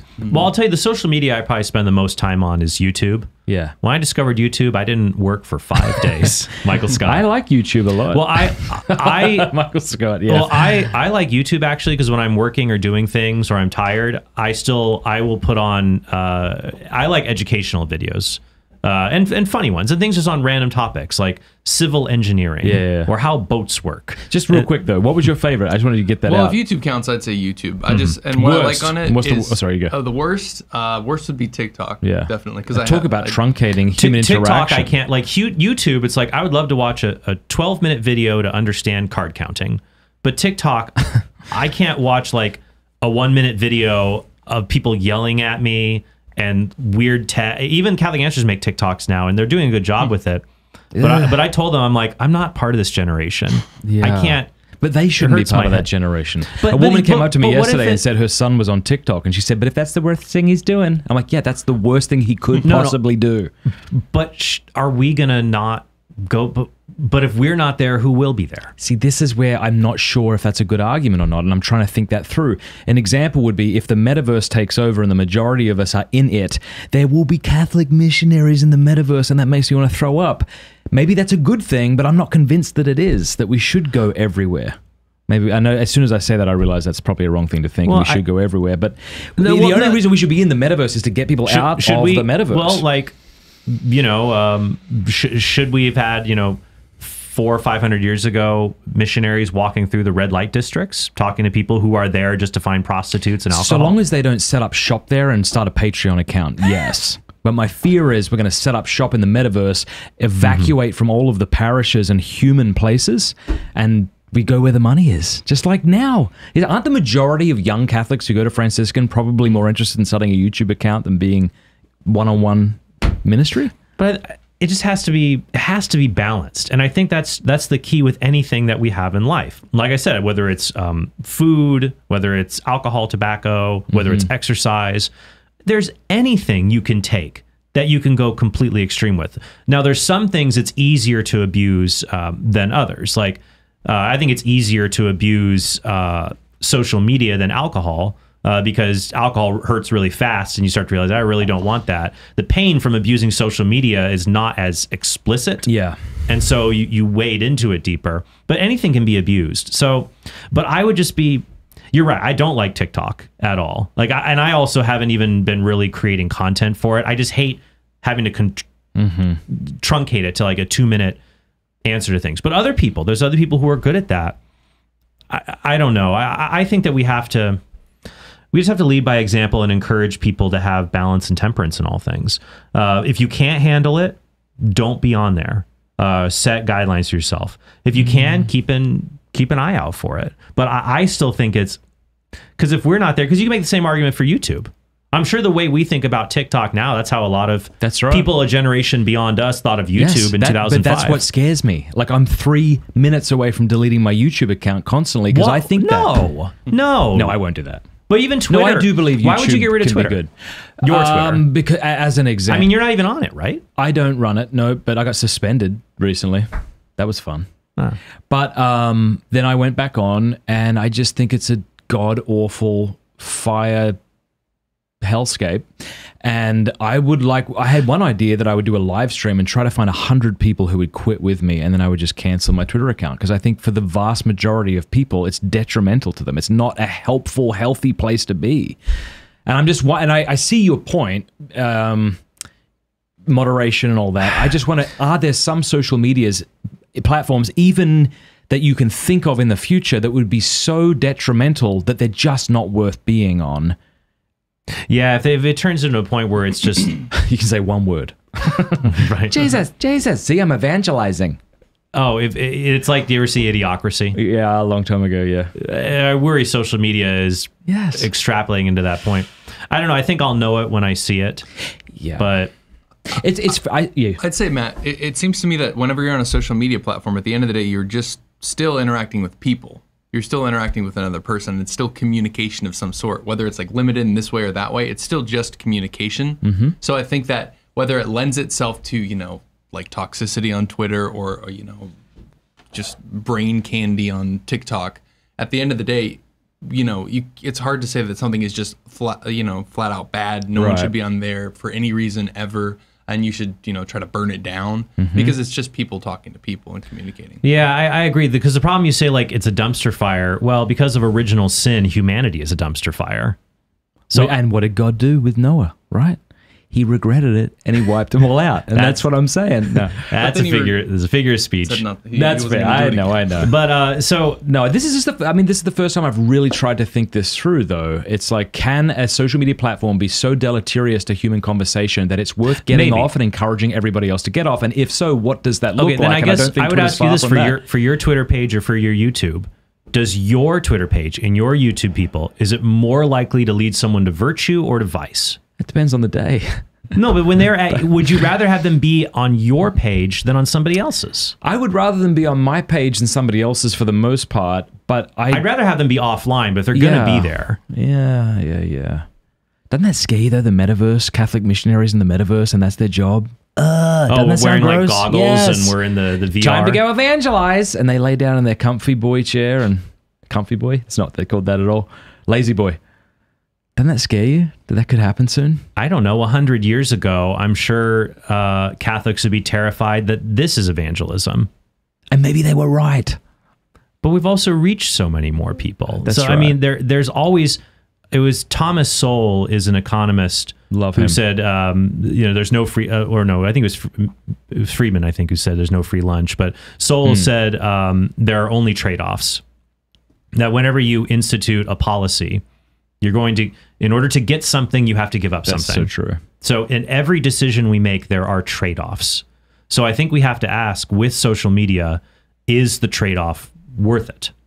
And I think it is not worth it if, like, for me, I would delete my account if I was just on there all the time. Or like, I don't do debates on Twitter. I think that's incredibly unproductive. It's not helpful. Occasionally, I do get sucked into a few, but I bow out very quickly because it's not a good use of my time. I try to go, I'll post something that I think is helpful, and especially I'll send people books to help them. But I think if you're wasting your time on social media, and use your screen time app, set a limit for yourself. That is where I think you've got to, it's just the same as if you were at the bar all the time, instead of being out in the real world with people. All right, so let me just kind of wrap this up. Sure. I want to go to a break and then come back and take people's questions. But Sure. The original question was, can you think or conceive of a social media that you would say it's actually worth us getting off this, that's not like intrinsically wicked like pornography or something? Or do you think, no, I think... Well, the problem is if it's not intrinsically evil, then it would just be, you would have to have a proportionate reason. Yeah. And so it's hard for something to be so bad I couldn't think of a proportional reason. Yeah. Okay. I suppose if it was, I don't know, if the activity on there was just, it was just people objectifying others, the most base instincts possible. Like maybe there's a social media where all they do is they vote on how cool a street fight is or how hot somebody is, and that's all we do on this thing. I see. And there's little chats off to the side. I see. I'd be like, nah, I can't be there. Even if I'm in the chat, like, you guys heard of Jesus? They're like, look at him deck this guy and check out that hot babe. And you guys heard of Jesus? Yeah. Who wants a free book? Yeah, like if... Okay, so there you go. That's a good answer. Yeah, so you can think, theoretically, of a social media that isn't showing intrinsically evil things that you think, no. At that point, Catholics should it just would be so unproductive if, I'm not able to really engage people. But you don't think Twitter and TikTok are there yet? I don't think they're there yet. Yeah. It's kind of funny. It reminds me, like, we could have had this debate like 1,000 years ago. Actually, the ecumenical councils forbade Christians from being involved in jousting. So it's like, should we go to the fair and talk to people, to invite them to come to mass? But there are jousts there, Matthew. The joust has been condemned by the church, and you're going to go to that place to invite people. They're heathens now. It's just like, they also said you couldn't use crossbows against fellow Christians. You could use them against Muslims, but you could not use a crossbow against fellow Christians. On that note, we're going to take a break, and we'll be back to take some questions. Thanks, Neil. Exodus 90. You've heard of them, haven't you, Neil? I have. Well, the guys behind Exodus 90 have started Exodus 21. They're calling it a 21-day restart. So for 21 days, you, along with the friends you invite, pray and read through the first 2 chapters of Corinthians while practicing disciplines such as 20 minutes of prayer every day, abstaining from unnecessary screen time, that doesn't include Pints with Aquinas obviously, abstaining from meat on Fridays, and fasting until 4 p.m. on each weekday. You can take this shorter opportunity to introduce your brothers, cousins, co-workers, fellow parishioners, and even your neighbors. It'd be kind of weird if you didn't know them. Just assume they're Catholic and want to torture themselves for 21 days on how to live like Christ and prepare them for Exodus 90 in January. So check it out. Go to exodus90.com/Matt, exodus90.com/Matt to get started. I did Exodus 90 once and I lived like a boss monster for the first 31 days and then failed miserably. So Exodus 21 sounds super doable. You would have done great at this, yeah. I would have crushed it, although probably because 21 days was the goal, I would have like faded out around the 11th day. I don't know. Exodus90.com/Matt. Go check them out to get started. People who have done it just says it really rejuvenates their prayer life and helps them. Exodus90.com/Matt. Link is in the description. Click it and check them out. And that starts January? You can start whenever. Oh. Cool. So Exodus 90 is going to be starting in January. So this 21 day can be like a little test. I see. But honestly, for me, I just do the 21 days. So you can do it whenever you want. Go check it out right now, exodus90.com/Matt. It's a great way to grow in friendship, too, with people in your community. Check them out. Also want to say thank you to Hallow. Sorry. Hallow is a really great prayer and meditation app. It is just phenomenal. Whenever I talk about Hallow, I'm always impressed that a Catholic group has been able to create one of the greatest apps in the history and catalog of current apps. It has sleep stories. It allows you to pray the rosary. It even has Mark Wahlberg praying the rosary. So you can pray with Mark Wahlberg, which is pretty cool. I just got back from a trip to Africa and I'm really bad at sleeping on airplanes. So I listened to sleep stories and people read the Bible to you and stuff like that. It's really, really good. Hallow.com/Matt Fradd. And also, when you sign up on the website, you get 3 months for free. So if you just download the app and sign up that way, you got to start paying monthly. But you can try it for 3 months. That's a long time. And you can see if you like it. And if you don't, you can cancel and you won't be charged a cent. Hallow.com/Matt Fradd. Finally, I want to say a massive thanks to everybody who's beginning to support us on Locals. Locals is a free speech platform that will enable me to continue putting out content long after YouTube may choose to ban us or suspend us, as Twitter did recently.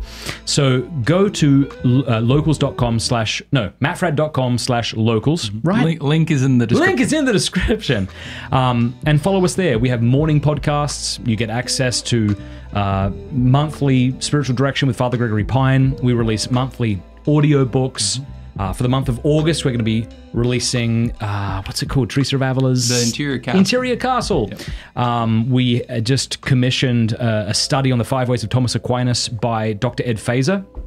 Hard man to get a hold of, but he has recorded the videos. They're fantastic. So just go support us there.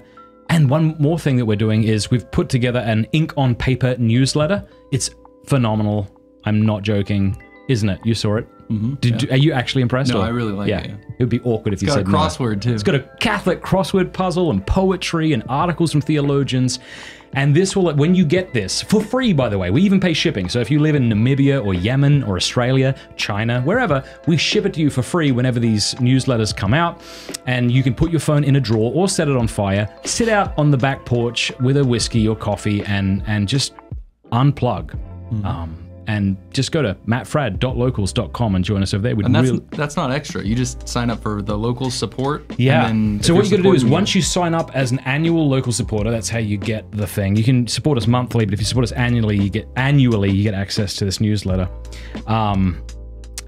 And we just ask that you put your address in. So once you sign up to Locals, there's something pinned to the top. Click through that, put in your address, and we'll just start sending them to you. Check it out, mattfradd.locals.com. Also, you don't actually have to pay to watch a lot of the content that we put out over on Locals. So download our Locals app. It's on iOS and Android. And start following us over there because it's an amazing community of Catholics all around the world that are supporting each other. It's not just me posting, it's also the supporters posting. I think people will really, really dig it. So mattfradd.locals.com. Check it out. Thank you very much. Final word, it'd be great if you subscribed. It'd be great if you then rang that bell button because right now we have a 100,000 trophy over here. We're over 250,000, which sounds more than 250,000, which is why I phrase it that way. And once we get 1 million subscribers, they will give us another plaque, at which point I will quit the YouTube channel, sell my house, and go live in the forest somewhere. And read newspapers, ink on paper newspapers. Yeah, and just read all of the newspapers that I've put together. Thanks so much.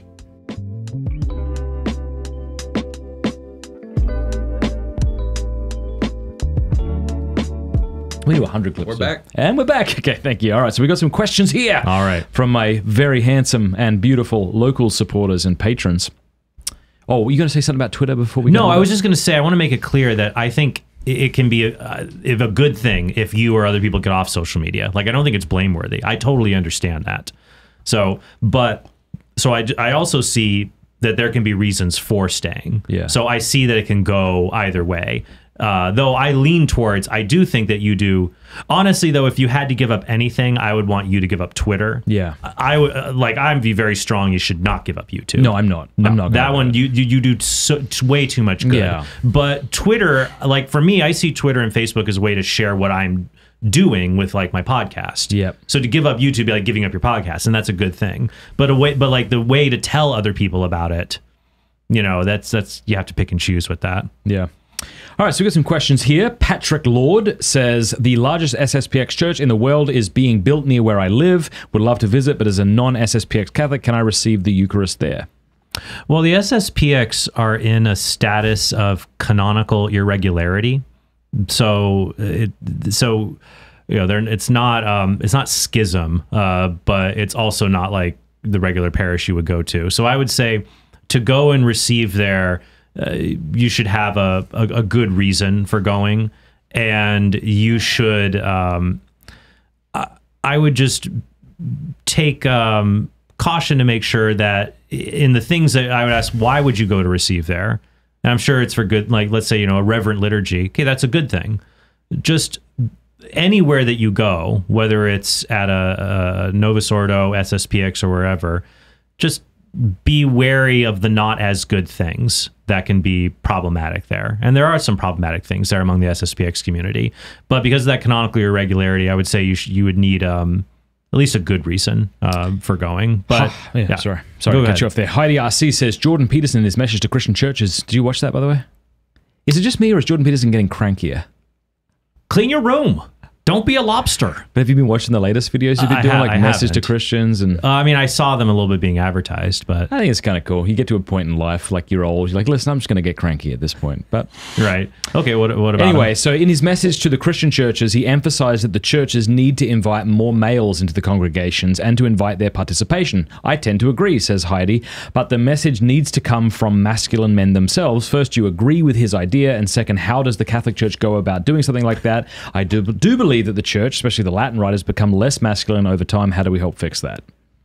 Let me respond real quick, and then you can give a bigger answer. I tend to agree with what she's saying. Like, I think there is a reason that Islam and some branches of Orthodoxy tend to attract more men than beige Catholicism, because Catholicism can look, especially beige, normie, which I've been accused of and am happy to be if I am. Catholicism it's just like, well, you don't have to fast today, or oh, you're feeling you got a bit of a tummy ache, you don't need to do like you. Whereas you look at the Muslims, you see how they pray, you see how they fast, and you think, well, I want to give myself entirely to something that is going to be difficult and it's going to take courage and fortitude, and if we don't see that, men aren't going to be attracted to it. I think it's kind of funny though. I mean, I could throw a dig back and say, oh, so do you need to go to a faith where the reason you're so rigorous is because the faith demands it of you, or because the faith has made it an opportunity for you?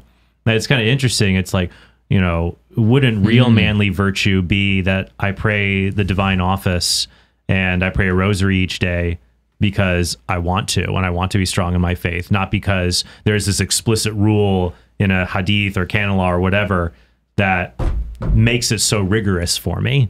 But there's something masculine about realizing you're a coward and needing to be called to something higher, which is why I think those fasts that are kind of demanded do appeal to the masculine spirit. There's something to be said with like doing it as like everybody does it. It seems to do it. And I'm not saying that obviously it's good that we have things like the Lenten fast or the Great Fast, but this idea that, oh, well, it's not I guess I would want to know more like what is meant by it not being masculine enough. I agree with you. There is a problem where men feel out of place in the church and wanting to give them that opportunity to be. I don't know. It's hard. I mean, I'll answer this stuff. I'm not an expert in like, how do we fix the church? I don't know. I show that it's true. Everybody else can fix where we're not living everything right.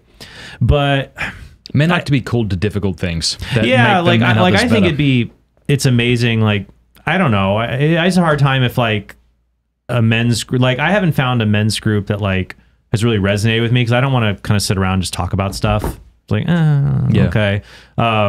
I remember once when I lived in Phoenix, we went out and prayed in front of a pornography store as a group of men. Mm-hmm. And then one of the guys got really exuberant and went out into the parking lot to talk to someone. And like 8 police officers descended on the scene. And I still remember that. Like that's one of my most memorable times of being out with men. Yeah. And it was in a situation where like we're having a presence. There was an element of danger, kind of, or conflict. Mm-hmm. So maybe that, or praying in front of an abortion facility. And I'm not saying that men can only gather and protest, but I don't know. You're right. I mean, think of your example of jiu-jitsu, right? Like you just said, would you rather be someone who goes somewhere where it's mandatory to train hard, or do you want to be so manly that you go to like a kind of, you know, less than intense jiu-jitsu place and you just do the training harder? It's like, no, you're aware that you're not who you should be, and therefore require men who are advanced on this path to call you to that thing that they're doing that you're not yet doing. I mean, you said when you talked about jiu-jitsu, you went there because it seemed hardcore. Right. And I think that's the same thing. But they also don't kick me out if I need to dial back a bit. The first time I did jiu-jitsu, I threw up. How did that happen? Because people are freaking choking you, and then I got pounded into the ground. You threw up on the mat? I made it to the bathroom. So God bless you for going back. That takes humility. It took a few months to get back. I was like, I don't know if I'm up for this. And actually what helped me was that was at a night class. So it was at like 8 o'clock at night. Yeah. And like, I'm already tired from the day. I've just had 3 Wendy's burgers. Totally.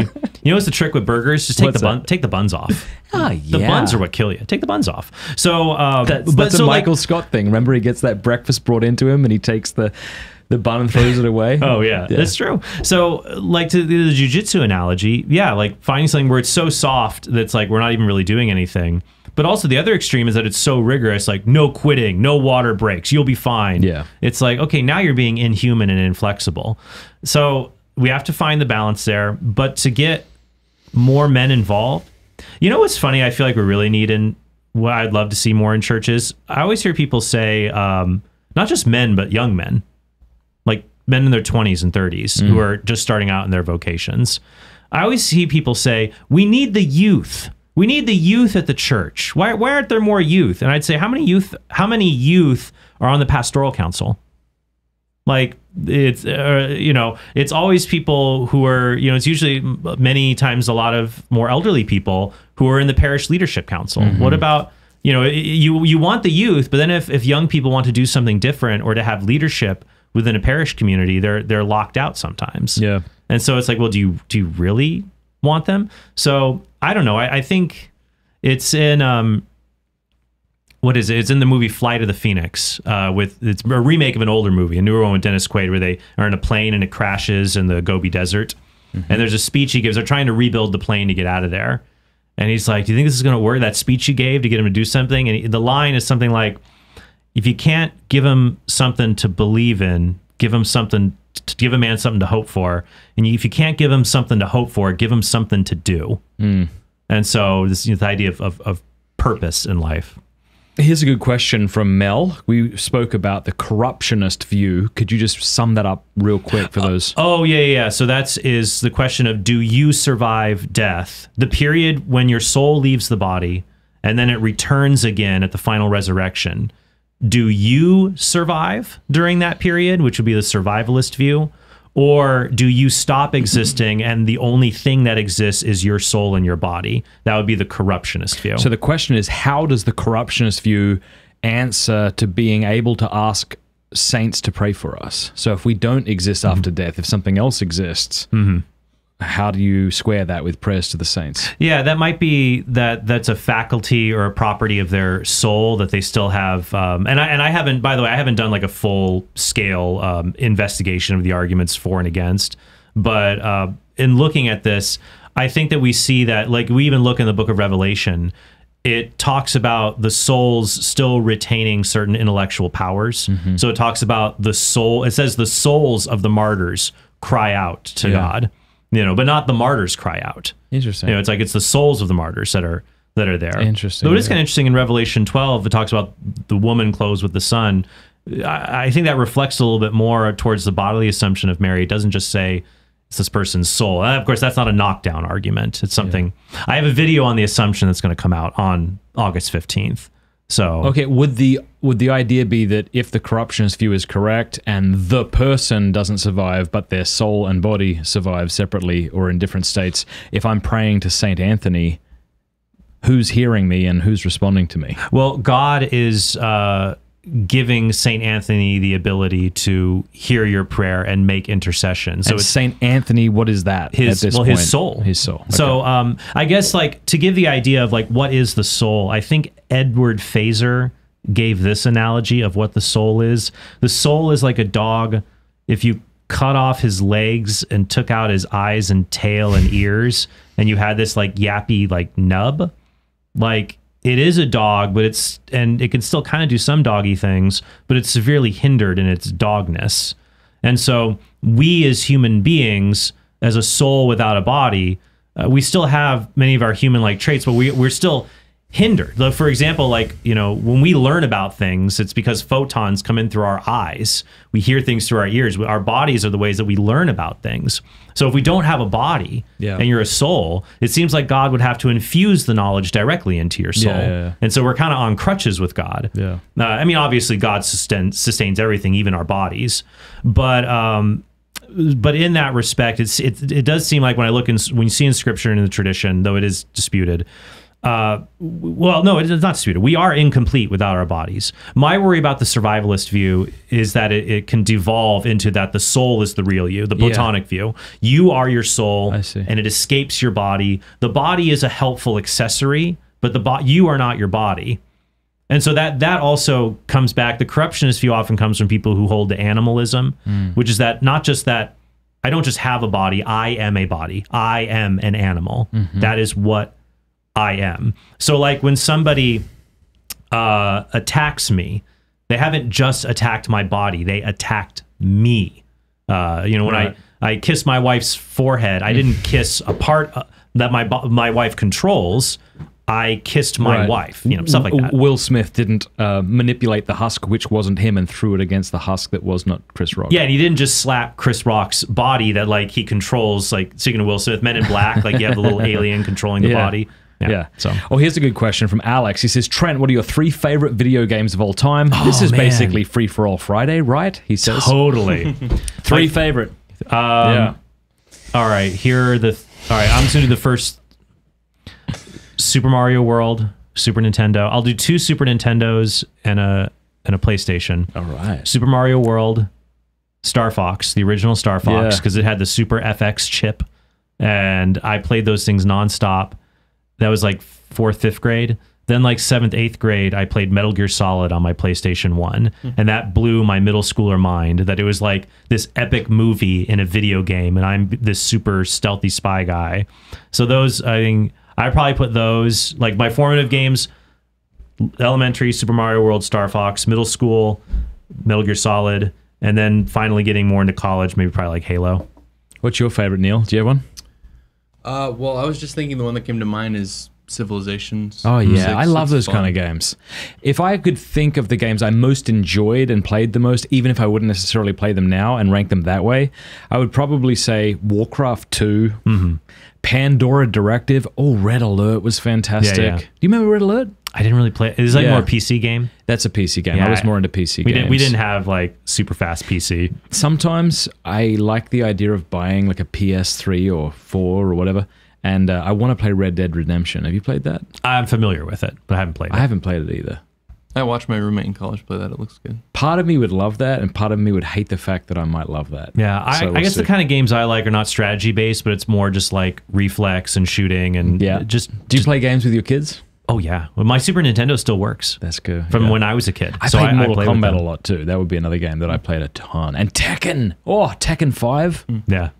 Fatality. I watched the new Mortal Kombat recently. Oh gosh, very bloody, but it was funny, and I wouldn't recommend it. Not as good as the older Mortal Kombat. Mortal Kombat Annihilation still has one of the worst lines in movie history. Which was, "Mother, you're alive.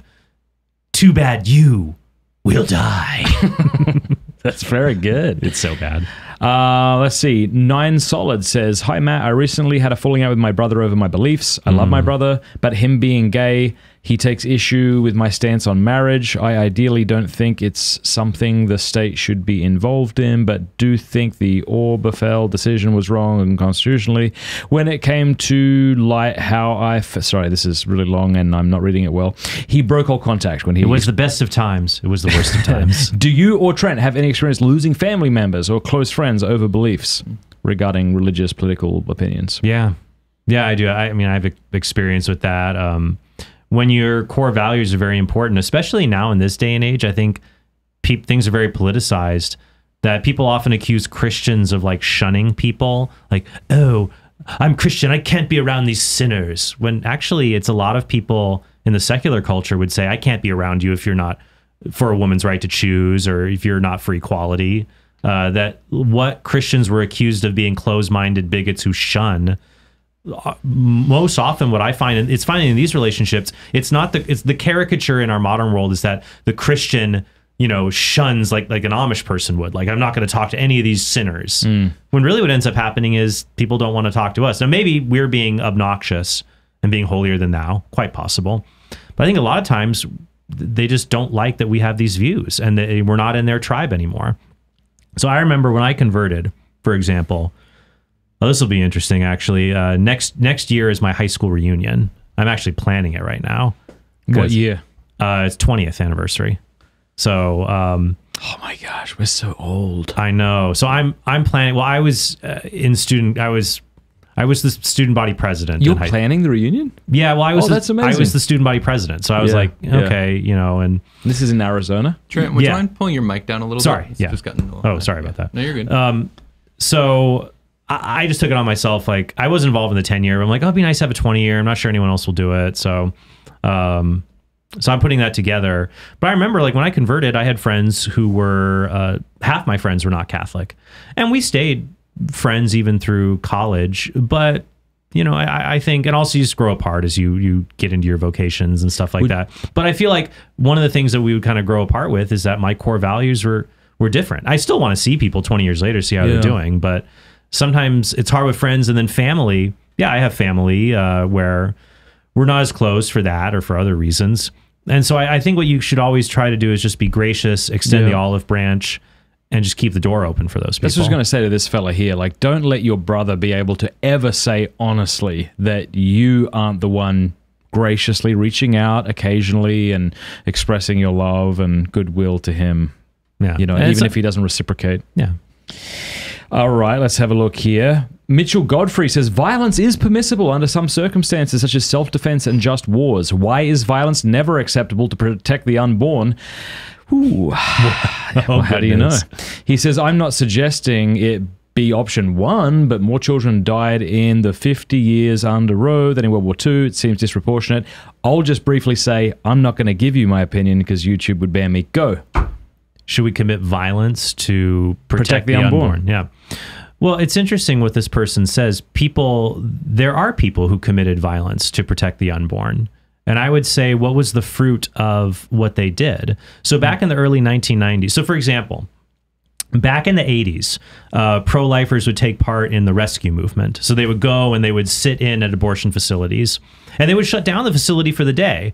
And what happened was that they would get arrested, they'd be charged with trespassing, a misdemeanor, get a slap on the wrist, and then you're released. Misdemeanor, whatever, or even sometimes not even charged. And so they're doing a lot of good to be able to. And to me, that was civil disobedience. That I'm okay with that. They're not hurting anyone. They're just preventing this place from killing babies. They're doing a sit-in. Martin Luther King Jr. did sit-ins at segregated lunch counters. I think that's great. The problem was then in the early 90s, there were a series of abortion providers who were murdered by pro-life advocates. I think Dr. David Gunn was one of them who was killed. And so those murders spurred Congress to pass what is called the Freedom of Access to Clinic Entrances Act, the FACE Act. What the FACE Act did was it made it a felony to block an abortion facility. So now, and then the rescue movement died out after that, because it's one thing to go sit in a place and get a trespassing charge, whatever, but to go and become a felon, you always have to put that on your employment history. You lose your right to vote. You lose a lot of ability to get meaningful employment. The cost was too high for most people at that point. So I would ask this person, like, what do you mean violence to protect the unborn? What do you really mean? Like, what do you mean? We're all just going to get our guns and what are we going to do? We're going to shoot people are going to shoot abortion providers. Then what? All those people go to jail. Are we going to do a second civil war? Is the cost worth it? Or look what we've accomplished by being patient. The pro-life movement is one of the most peaceful social justice movements of all time. If you think about it, I've read liberal articles from pro-choice liberals saying they're amazed at how peaceful pro-lifers are, given that they believe human beings are being killed. So the question is it permissible versus what's the most helpful thing? And that's what it sounds like you're responding to. Yeah, I would say, there could be circumstances where a person would use violence to protect another person, obviously in cases of self-defense. But what I'm saying here is that there are... it would be permissible if there were no other avenues, but there are other avenues, and we've proven that by now in Texas, for example. I don't have an abortion facility to pray at. Yeah, and we did that through peaceful means that work, and so as long as we have, so I would say that is violence ever permissible?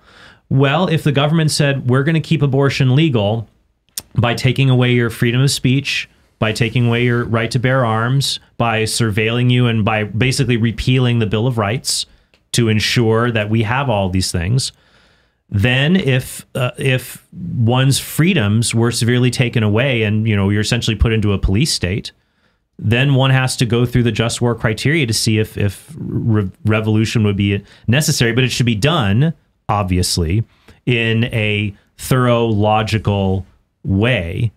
But I would say that we're nowhere near that we have made these gains through peaceful legal means. We should be proud of that, and we should continue that. Here's something I've been interested in. If the Supreme Court can overturn Roe versus Wade, is it just a matter of getting enough leftists on the Supreme Court such that in 20, 50 years, maybe Roe versus Wade or something like that would be restated? That Dobbs is overturned? Is it going to be like a game of ping pong at this point, depending on who we have on the Supreme Court? I'm not sure, because here's what's interesting. The Dobbs versus Jackson decision that allows abortion, it's sort of like another decision. It was in 1999 called Washington versus Glucksberg. That was a case about assisted suicide. So in a state, I think it was Washington, there were people suing saying that there's a right to kill yourself, right? There's a right to doctor-assisted suicide. And the Supreme Court said, no, there is no right to doctor-assisted suicide. Now, so there's no right to it. The state can allow it, or the state can prohibit it. So that's kind of what we have for abortion right now. The state can allow it or can prohibit it. And so now, even though our culture has changed, I don't think we're anywhere near the court coming in and saying, guess what? You have to allow assisted suicide or things like that. So I don't know if it would come to that point later on in the future for the court to do it through, like, to sue to say that there's right to abortion. I think more people they're going to try to do like a federal statute to codify Roe v. Wade into federal law, which would accomplish the same thing, but using legislators instead of judges. But that's why, in the wake of Dobbs versus Jackson, now what I'm grateful for is that for a long time I would hear people like state senators, I'm pro-life. Like, well, what have you actually done for the pro-life movement? But now it's like, oh, now you actually can vote for things that can happen. Yeah. Now your pro-life claim can be we can hold you accountable for that. What did the fella, is it Abbott, who's your governor? Greg Abbott. What did he do recently? Didn't he declare it to be a public holiday to celebrate That life was the attorney general. When Dobbs came down, I think he closed his office. He said that the Texas ban on abortion is now in effect, and I'm declaring Dobbs versus Jackson a state holiday. That's wonderful. Yeah. So that's why we moved to Texas. I like my Texas. Do you think that the blue and red states are just going to continually grow stronger, redder and bluer? I like Matt Walsh's point that civil war is unlikely to happen given that we're all fat, lazy cowards and there's no Wi-Fi on the fields of battle. So presuming that's true and there is no civil war, what do you see happening in America over the next 50 years? Yeah, well, I don't know. I worry about people getting dumber and more apathetic, myself included. I don't want to just get lazier and sucked into just easy things to make me happy.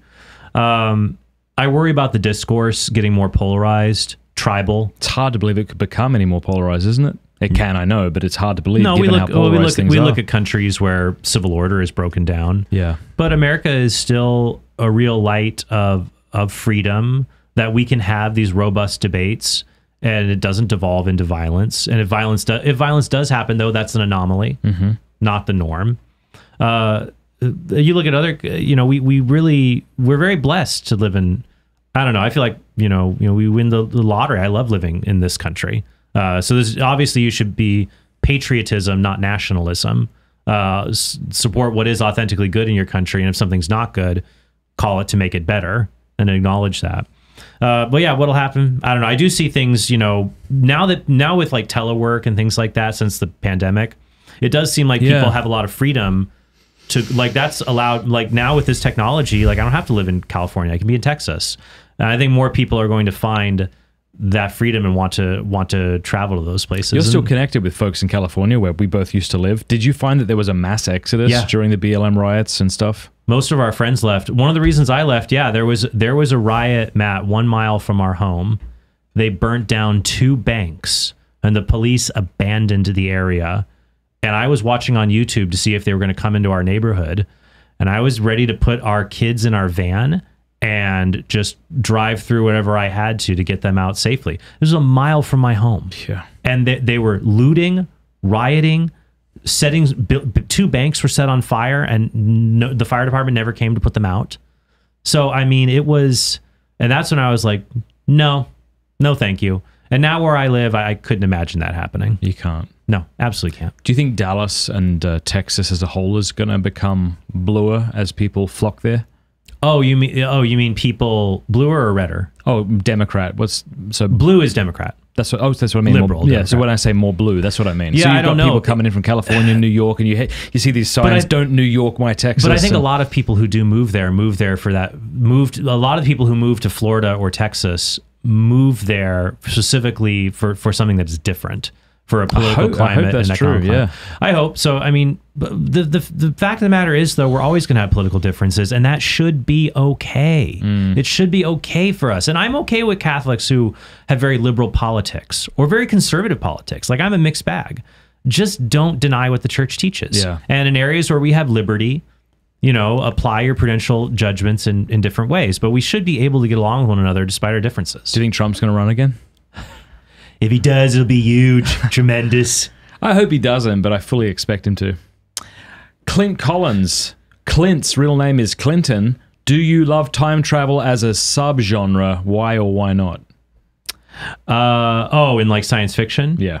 I think time travel is super interesting, but there's all different kinds of time travel you can use in fiction and literature. So yeah, I like it because you can play around with it a lot.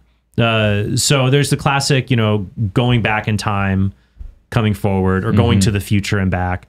There's the movie Frequency, which is about sending a message back. So it's about a kid who gets his ham radio aligned with a solar flare, and he can then communicate. Cool. He communicates frequency with Dennis Quaid and I think Jake Gyllenhaal. Is he good? And all. Oh yeah. Oh my gosh. So he's an adult, and his ham radio aligns with a what do you call it? Solar flare. Okay. And he can communicate with the ham radio in his dad's house 40 years earlier. Wow. So he talks to him in real time, and his dad died in a fire. So he gets his dad to not die in the fire, and it changes his present. Wow. And then it's most time travel movies, though, you got to reset your brain because there's paradoxes that they ignore.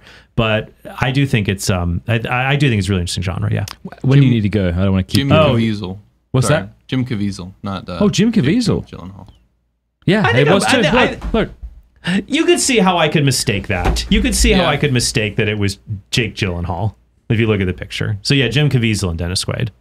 Jake Gyllenhaal is in a time travel movie, I think. I think it's one where he ends up on a train a bunch to stop a bombing. You can look that one up too. Yeah, when do you need to go? It's 12:17.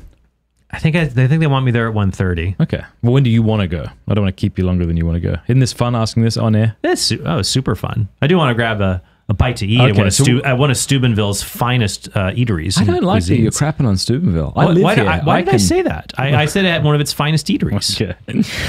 What's the best way to find speaking engagements of Trent that we can attend, says Michael Jr. There's a calendar at CatholicAnswersSpeakers.com, and I think they put my talks on there. Emma says, Trent, when you're not reading apologetic books, what are your favorite fiction books? Oh, I haven't read...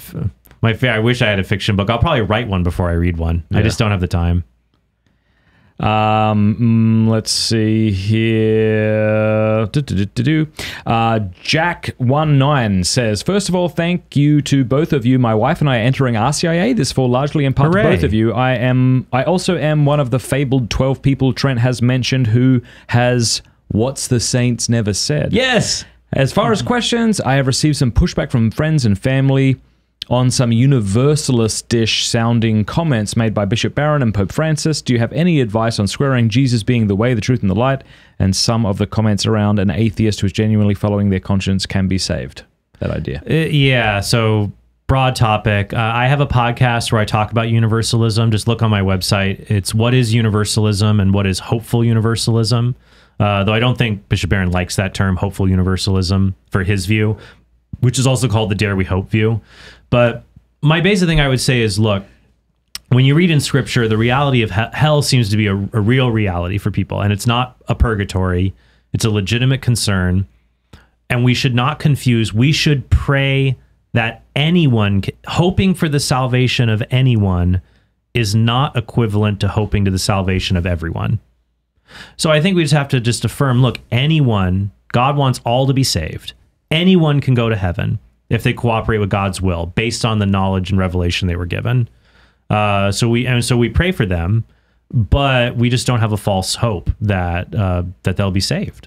So, I mean, because the Bible and the church's warnings about it, it seems pretty explicit to me. Even Hans Urs von Balthasar, who did the Dare We Hope view, he said, the judge has the cards to which we're not privy, but like they really can, the cards can show that we're not saved. Very good. Jesse says, do you think Pope Honorius condemnation as a heretic by the Sixth Council, I think, and by several popes affects the doctrine of the indefectibility of the Roman See, or show that the early church has a more moderate view of the Pope than that given at Vatican I? Thanks, Jesse. No, I don't think so.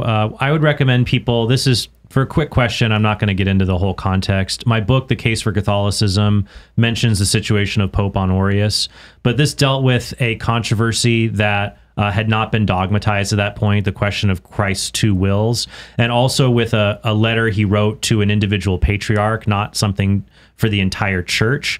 So the condemnations of Honorius dealt with him failing to prevent the spread of heresy or failing to do what is right, rather than committing outright heresy. So no, I don't think so. Eric Musick says, hey Trent, I admire Americans specifically who are willing to move around to follow their dreams or work. Curious, what's your best advice to someone trying to find God's will in their life? Pray and be willing to take a risk. To find God's will in their life. There is Father Michael Scanlon had actually, I guess I would recommend just getting a few books on that. You got to be careful of waiting. Like, if I don't get the right answer, I'm not going to act because it's not God's will. But you also don't want to do something patently stupid and say it's God's will when it isn't. So you need to be careful. Those are the two extremes I would worry about: inaction and jumping off a cliff. So that requires prudence. So I would recommend Father Gregory Pine's book, Prudence, Living Boldly? I can't remember the subtitle, but it's Prudence by Father Gregory Pine. Father Michael Scanlon, I think, has a book called What Does God Want? That's also super good. Nick Walker says, what is your favorite evidence, one from Scripture and one from the Church Fathers, for the papacy? By the way, both of you were part of the reason for my conversion in March. Glory to Jesus Christ. Thanks for sharing that. Oh, amen. All right, so evidence for the papacy, if you don't mind, Scripture and one of the Church Fathers or some Church Fathers. It's hard to pick a favorite because people might think that I mean like that's the strongest. That's the strongest. Yeah, but there are some that I just find to be intuitive. I don't know. I do think that Peter's being given the keys. I still think Matthew 16:18, as much as Protestants have launched various counter arguments to it, I still think it's a very strong verse. To me, I think what is most fair is to say, let's compare that to the verse that is used for Protestant authority. Like if we had a Matthew 16:18, but if Jesus had said, this is Scripture, and upon this rock I will build my church. Upon the word I shall build my church, and the gates not prevail against it. We'd never hear the end of it. Like that would outstrip 2 Timothy 3:16 through 17. So sometimes I feel like when Protestants are critical of Catholic biblical texts, like, oh, that doesn't prove the papacy. Okay, well, let's apply the same standard. Like, and I think even there are Protestants who will be honest about this, who say the Bible does not teach sola scriptura. It's something you infer as a logical principle. I would say, well, you have a problem here. Your verses, are nowhere near as forthright about something like sola scriptura. So once again, I want to bring up, and that's not too coquet. It's that this standard must not be as bad for my biblical proof because you accept less for your own doctrines. So that's something that comes to me. As for history, I always try to look for things, kind of early on.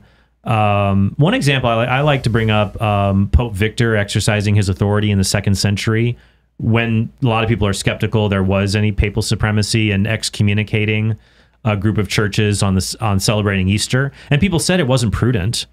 He was making a gaffe, but they didn't doubt his authority to do that. Yeah. So it seems very interesting that seeing that bishop having that particular authority over other churches, and Ignatius of Antioch having authority over churches in Asia Minor, but then just saying a million nice things about Rome as if it's superior. We have a super chat here from Sam M. He says, I was raised Protestant, but the teaching of Peter Kraft has gotten me to look deeper into the truths of Catholicism. Yay. How do I learn more about basic teaching, protocol with Mass, purpose of the Rosary? Where can I learn more? Okay, so that's learning more, because normally I would tell someone to go to the Catechism, and if that's too thick of a book, the compendium of the Catechism. But a book on, it's funny, I think a friend of mine I knew a while ago was going to write a book, I think it was on how to be Catholic. I'm not sure there is a book like that out there. That would be a good one to... I'm not aware of a book that's here's how to be Catholic, like all the stuff we do. I'm not aware of one like that. No, my advice for what it's worth would be, there are many devotions within the church's treasury. Choose only a few and be faithful to them. Yeah. Because I would imagine that when a Protestant becomes Catholic, they are overwhelmed by the multiplicity of devotions that are at your disposal, and you could quickly burn yourself out. Yeah. So I wrote a book on the Rosary. I forget what it's called. It's like a little leather book on the Rosary. Ascension Presents published it. That might be a good way to learn how to pray the Rosary better. But yeah. Okay, let's see. We have another couple of super chats. Dojo Go says, I recently discovered your channel a few weeks ago. Thank you so much for promoting great Catholic content. You're welcome. ZZZ says, I came back to the church 11 days ago. Where can I find precise definitions of the articles of our faith? Is Denzinger the way to go? Denzinger is fine. That's more of a reference work, though. That's not really that easy of a read. Probably the classic work on that would be Ludwig Ott's Fundamentals of Catholic Dogma, when it comes to the different levels of teaching. Though that's also a thicker work. I'm trying to think of something more intermediate.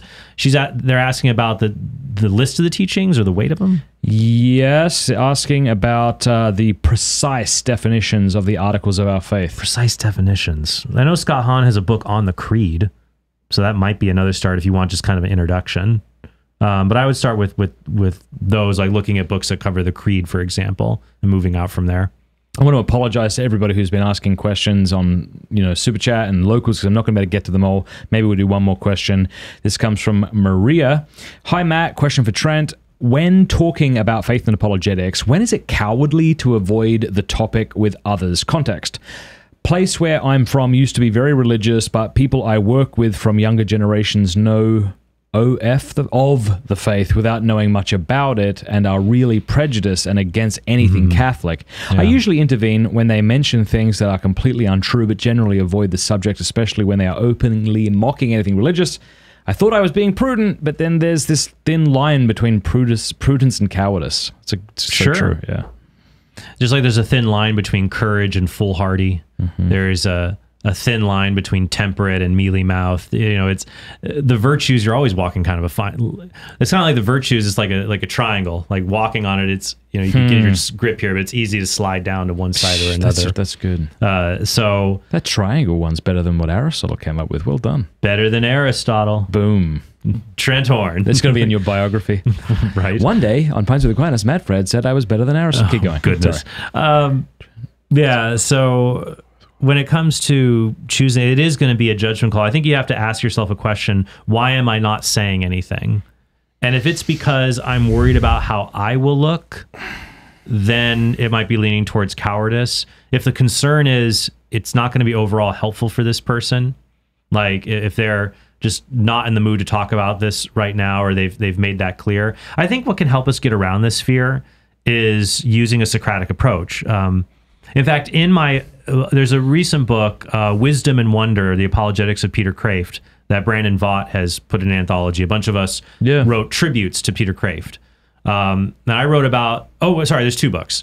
One is that, the other is from Word on Fire, called The New Apologetics, by Matt Nelson. And a bunch of us wrote about how apologetics has developed. And I wrote a chapter in there on Socratic apologetics, like asking people questions. Yeah. You're very good at that. But it makes you less scared to do it. It's because I'm just asking a question. I just want to know. And then it's not you trying like, hey, have you thought about doing, let me tell you about why I believe in Jesus and you should too. And it's like, would you ever want to come to church with me? What do you think about the church right now? I don't know. I'm just curious what you think. And that's it. I think it works if you're actually curious and are not trying to pummel them with questions in that negative. Yeah, you don't want to, because some people think the Socratic method is like a lawyer and cross-examination. Right. And there's a point to do that. Yeah. But you should start with a lot of just gathering information. Yeah. Yeah. Sweet, man. Well, this was fun. Thank you. Time flew, man. Yeah, I love having you on the show. You've talked about 3 books you're putting out. I always point people to your book, Why We're Catholic. That's an excellent book. That's probably my favorite book because it's done the most good. Like, I think it's really helped a lot of people. And it amazed me when I wrote it, like, there just wasn't, like, prior to Why We're Catholic, it's always funny. I always see this online. It's like, what book do you recommend giving to someone who's thinking of being Catholic? And it's funny sometimes, like, I see different references, like, I'll see the Summa Theologia. I'm like, please don't. Might be a bit of a start. But even like the Catechism or like Augustine's Confessions, I'm like, they all have merit to them. Yeah. But there wasn't like, I wanted to write something that was like Mere Christianity for C.S. Lewis, like an easy read to give to people to help them understand. And prior to that, Matt, the only book I could think of prior to writing Why We're Catholic was Rome Sweet Home by Scott Hahn. Yeah.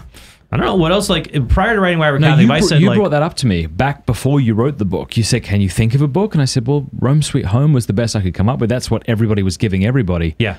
But it wasn't as comprehensive an introduction as this book. I mean, if you're an atheist, if you're a Muslim, if you're Protestant, this would kind of take you from nothing and show you why Catholics believe what they believe. That's right. So that's my favorite and always love giving it away to people. Hey, let's do this before we wrap up. What are some of your favorite Catholic YouTube channels? Maybe some that are somewhat obscure that people haven't heard of yet. Oh my goodness. Favorite. This is bad. I'm going to be bad. I put you on the spot. I know, because when I'm on YouTube, I watch like Road Guy Rob on civil engineering, or I'll say a few. Oh, those are great. They are really good. Why do they build culverts? But I mean, I'm familiar with Oh, goodness. See, I'm cheating because I have a computer in front of me. I know you are. Well, there's this young girl who I find very articulate and just very good at recording videos, the religious hippie.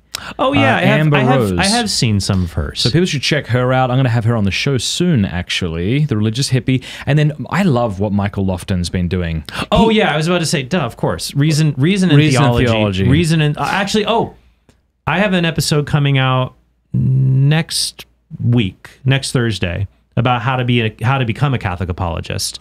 And in that episode, I do talk about a series of YouTube channels, and I talk about how to be a Catholic apologist. You just have to just go and do it. Yeah. Just get on YouTube, give it a shot, and go for it. And one of the channels I mentioned is Reason and Theology. I think Michael's got his head on his shoulders. What he does a really good job. I like many things about him, but one thing I really like was he did a video yesterday about why he stopped Pope bashing. And I thought, that takes humility. This is why I stopped bashing Pope Francis with Michael Lofton. Wow. And there he says, like, I'm not saying you can't criticize bishops or priests or even the Pope, but I did this, and here's why I did it, and here's why I regret it. I say when anybody does anything like that, it shows humility. Absolutely. My other favorite Catholic channel is Capturing Christianity. I think that's converted more Catholics than Pints with Aquinas. Cameron is a wonderful individual. I've really enjoyed cooperations with him. Yeah. It's so funny. The last 2 conference events he's put on, I've ended up stepping in to do the debates at them. Yeah. I did I'm hoping he'll upload it soon. I had another chat with Alex O'Connor. Oh, good. I hope that gets uploaded. Yeah, it really should be uploaded soon. But Cameron's done a good job of bringing the Catholic Protestant issues up on his channel.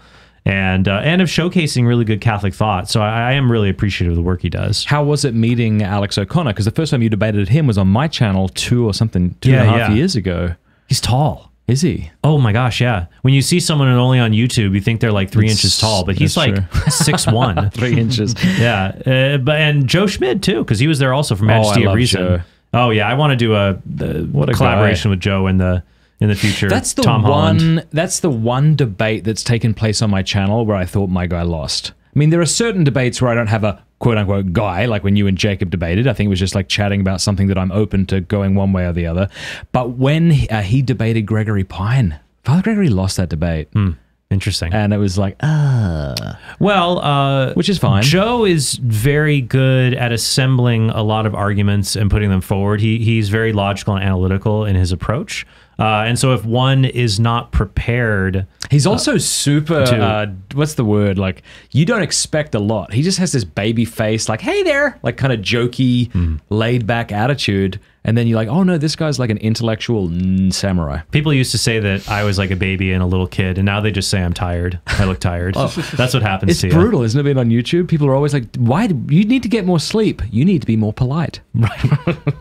High-def cameras. Yeah, I think they emit a radiation that makes me look tired. I couldn't look that bad. That's so funny. So when are you taking this 3-week off? Like tomorrow or August 1st kind of thing? August 1st. This weekend I'll speak at the conference. I'm going to finish up some last minute. I'll have a video on the Assumption, a rebuttal video. So I'll be doing I have some episodes airing next week, and then also just taking some time off, maybe a bonus episode one of the weeks. And then I'll have a rebuttal on the Assumption and other great content coming out. But yeah, for the first part of August, I'm excited. I just want to spend some time, work on my Babyface and Beatboxer comic book. Maybe other fun stuff. Who knows? You're going to live vicariously through your character Babyface, since apparently you no longer have one. Is that it? I could be young again too. Be young again too. If you could debate anyone on any topic, what would it be and who would it be against? Debate anyone on any This is topic. what always happens on Pints with Aquinas. Right as we're wrapping up, that's when the interview starts. I'm so sorry to do this, but like... I can't. Have you thought about it, or you don't want to... Oh, I don't know. I'd love to... Well, we have... we have an event. I mean, I'd love to just debate Richard Dawkins on atheism, because he refuses to debate anybody. Well, he'll debate John Lennox. He did that a little.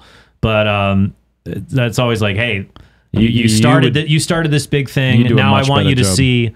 what all of the powerful, even many atheists I deal with now would say, no, his case doesn't work at all. And I'd like people to see that. Yeah. Good. All right. Thanks, everybody. I want to let everybody know that we have a brand new Pints with Aquinas website, pintswithaquinas.com. Go check it out. We're now doing 4 or more blog posts a week. It looks really sharp. We put a lot of work into it. Go check it out, pintswithaquinas.com. Subscribe if you haven't, and ring that bell, and be sure to go check out Trent's podcast. We have a link in the description below. It's called The Council of Trent. It's excellent. Your videos are really good. Thank you very much. Thanks for the work you're doing for the church. Absolutely. Cool. We should mention locals too. mattfradd.locals.com. mattfradd.locals.com.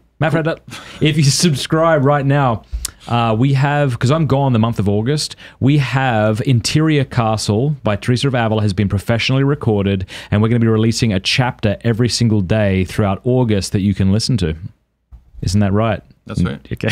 Isn't that right, since you're uploading them? That right? Yeah. And then we also have a brand new print on paper newsletter called The Jill, which you get for free by becoming an annual local supporter. So go do it. Give me your money. See you later.